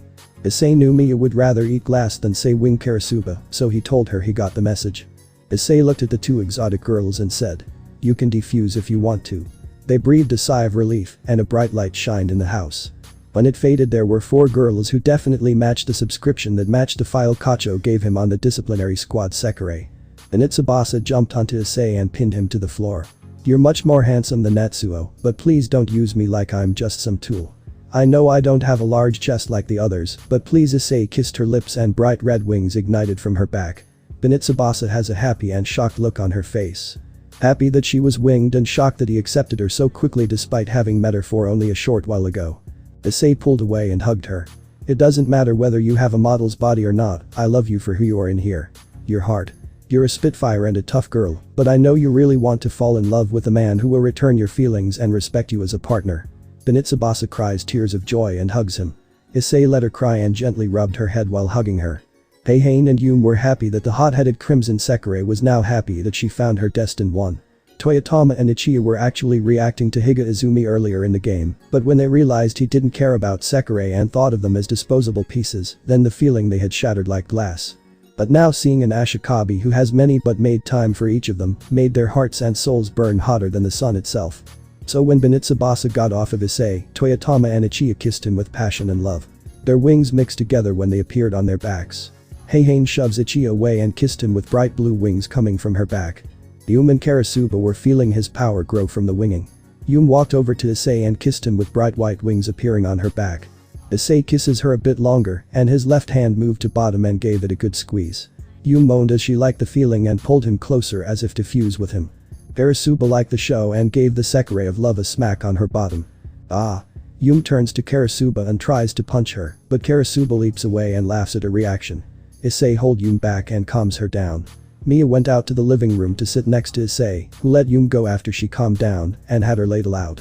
Issei was about to ask why she brought it out until Mia shushed him with a finger and threw her ladle in an angle. It spun to the outside of the inn and then a thwack was heard. A girl fell outside onto the porch with her head in the floor. The ladle returns to Mia and she giggles at the poor girl until Issei goes to the intruder and pulls her in. She has heterochromic eyes, her right eye red and left eye blue. Her hair is black with golden highlights. Her figure is a rather buxom one for her age, since she looked like she was around Ravel's age. Issei gave her an ice pack to help her head. "You're Pandora, aren't you?" She nodded. "I'm sorry, but I was trying to get here safely until I was attacked by 2 Sekirei that were from the south. I'm not a fighter, so I had no other choice to run, but then the Ashikabi of the east and his new Sekirei saved me.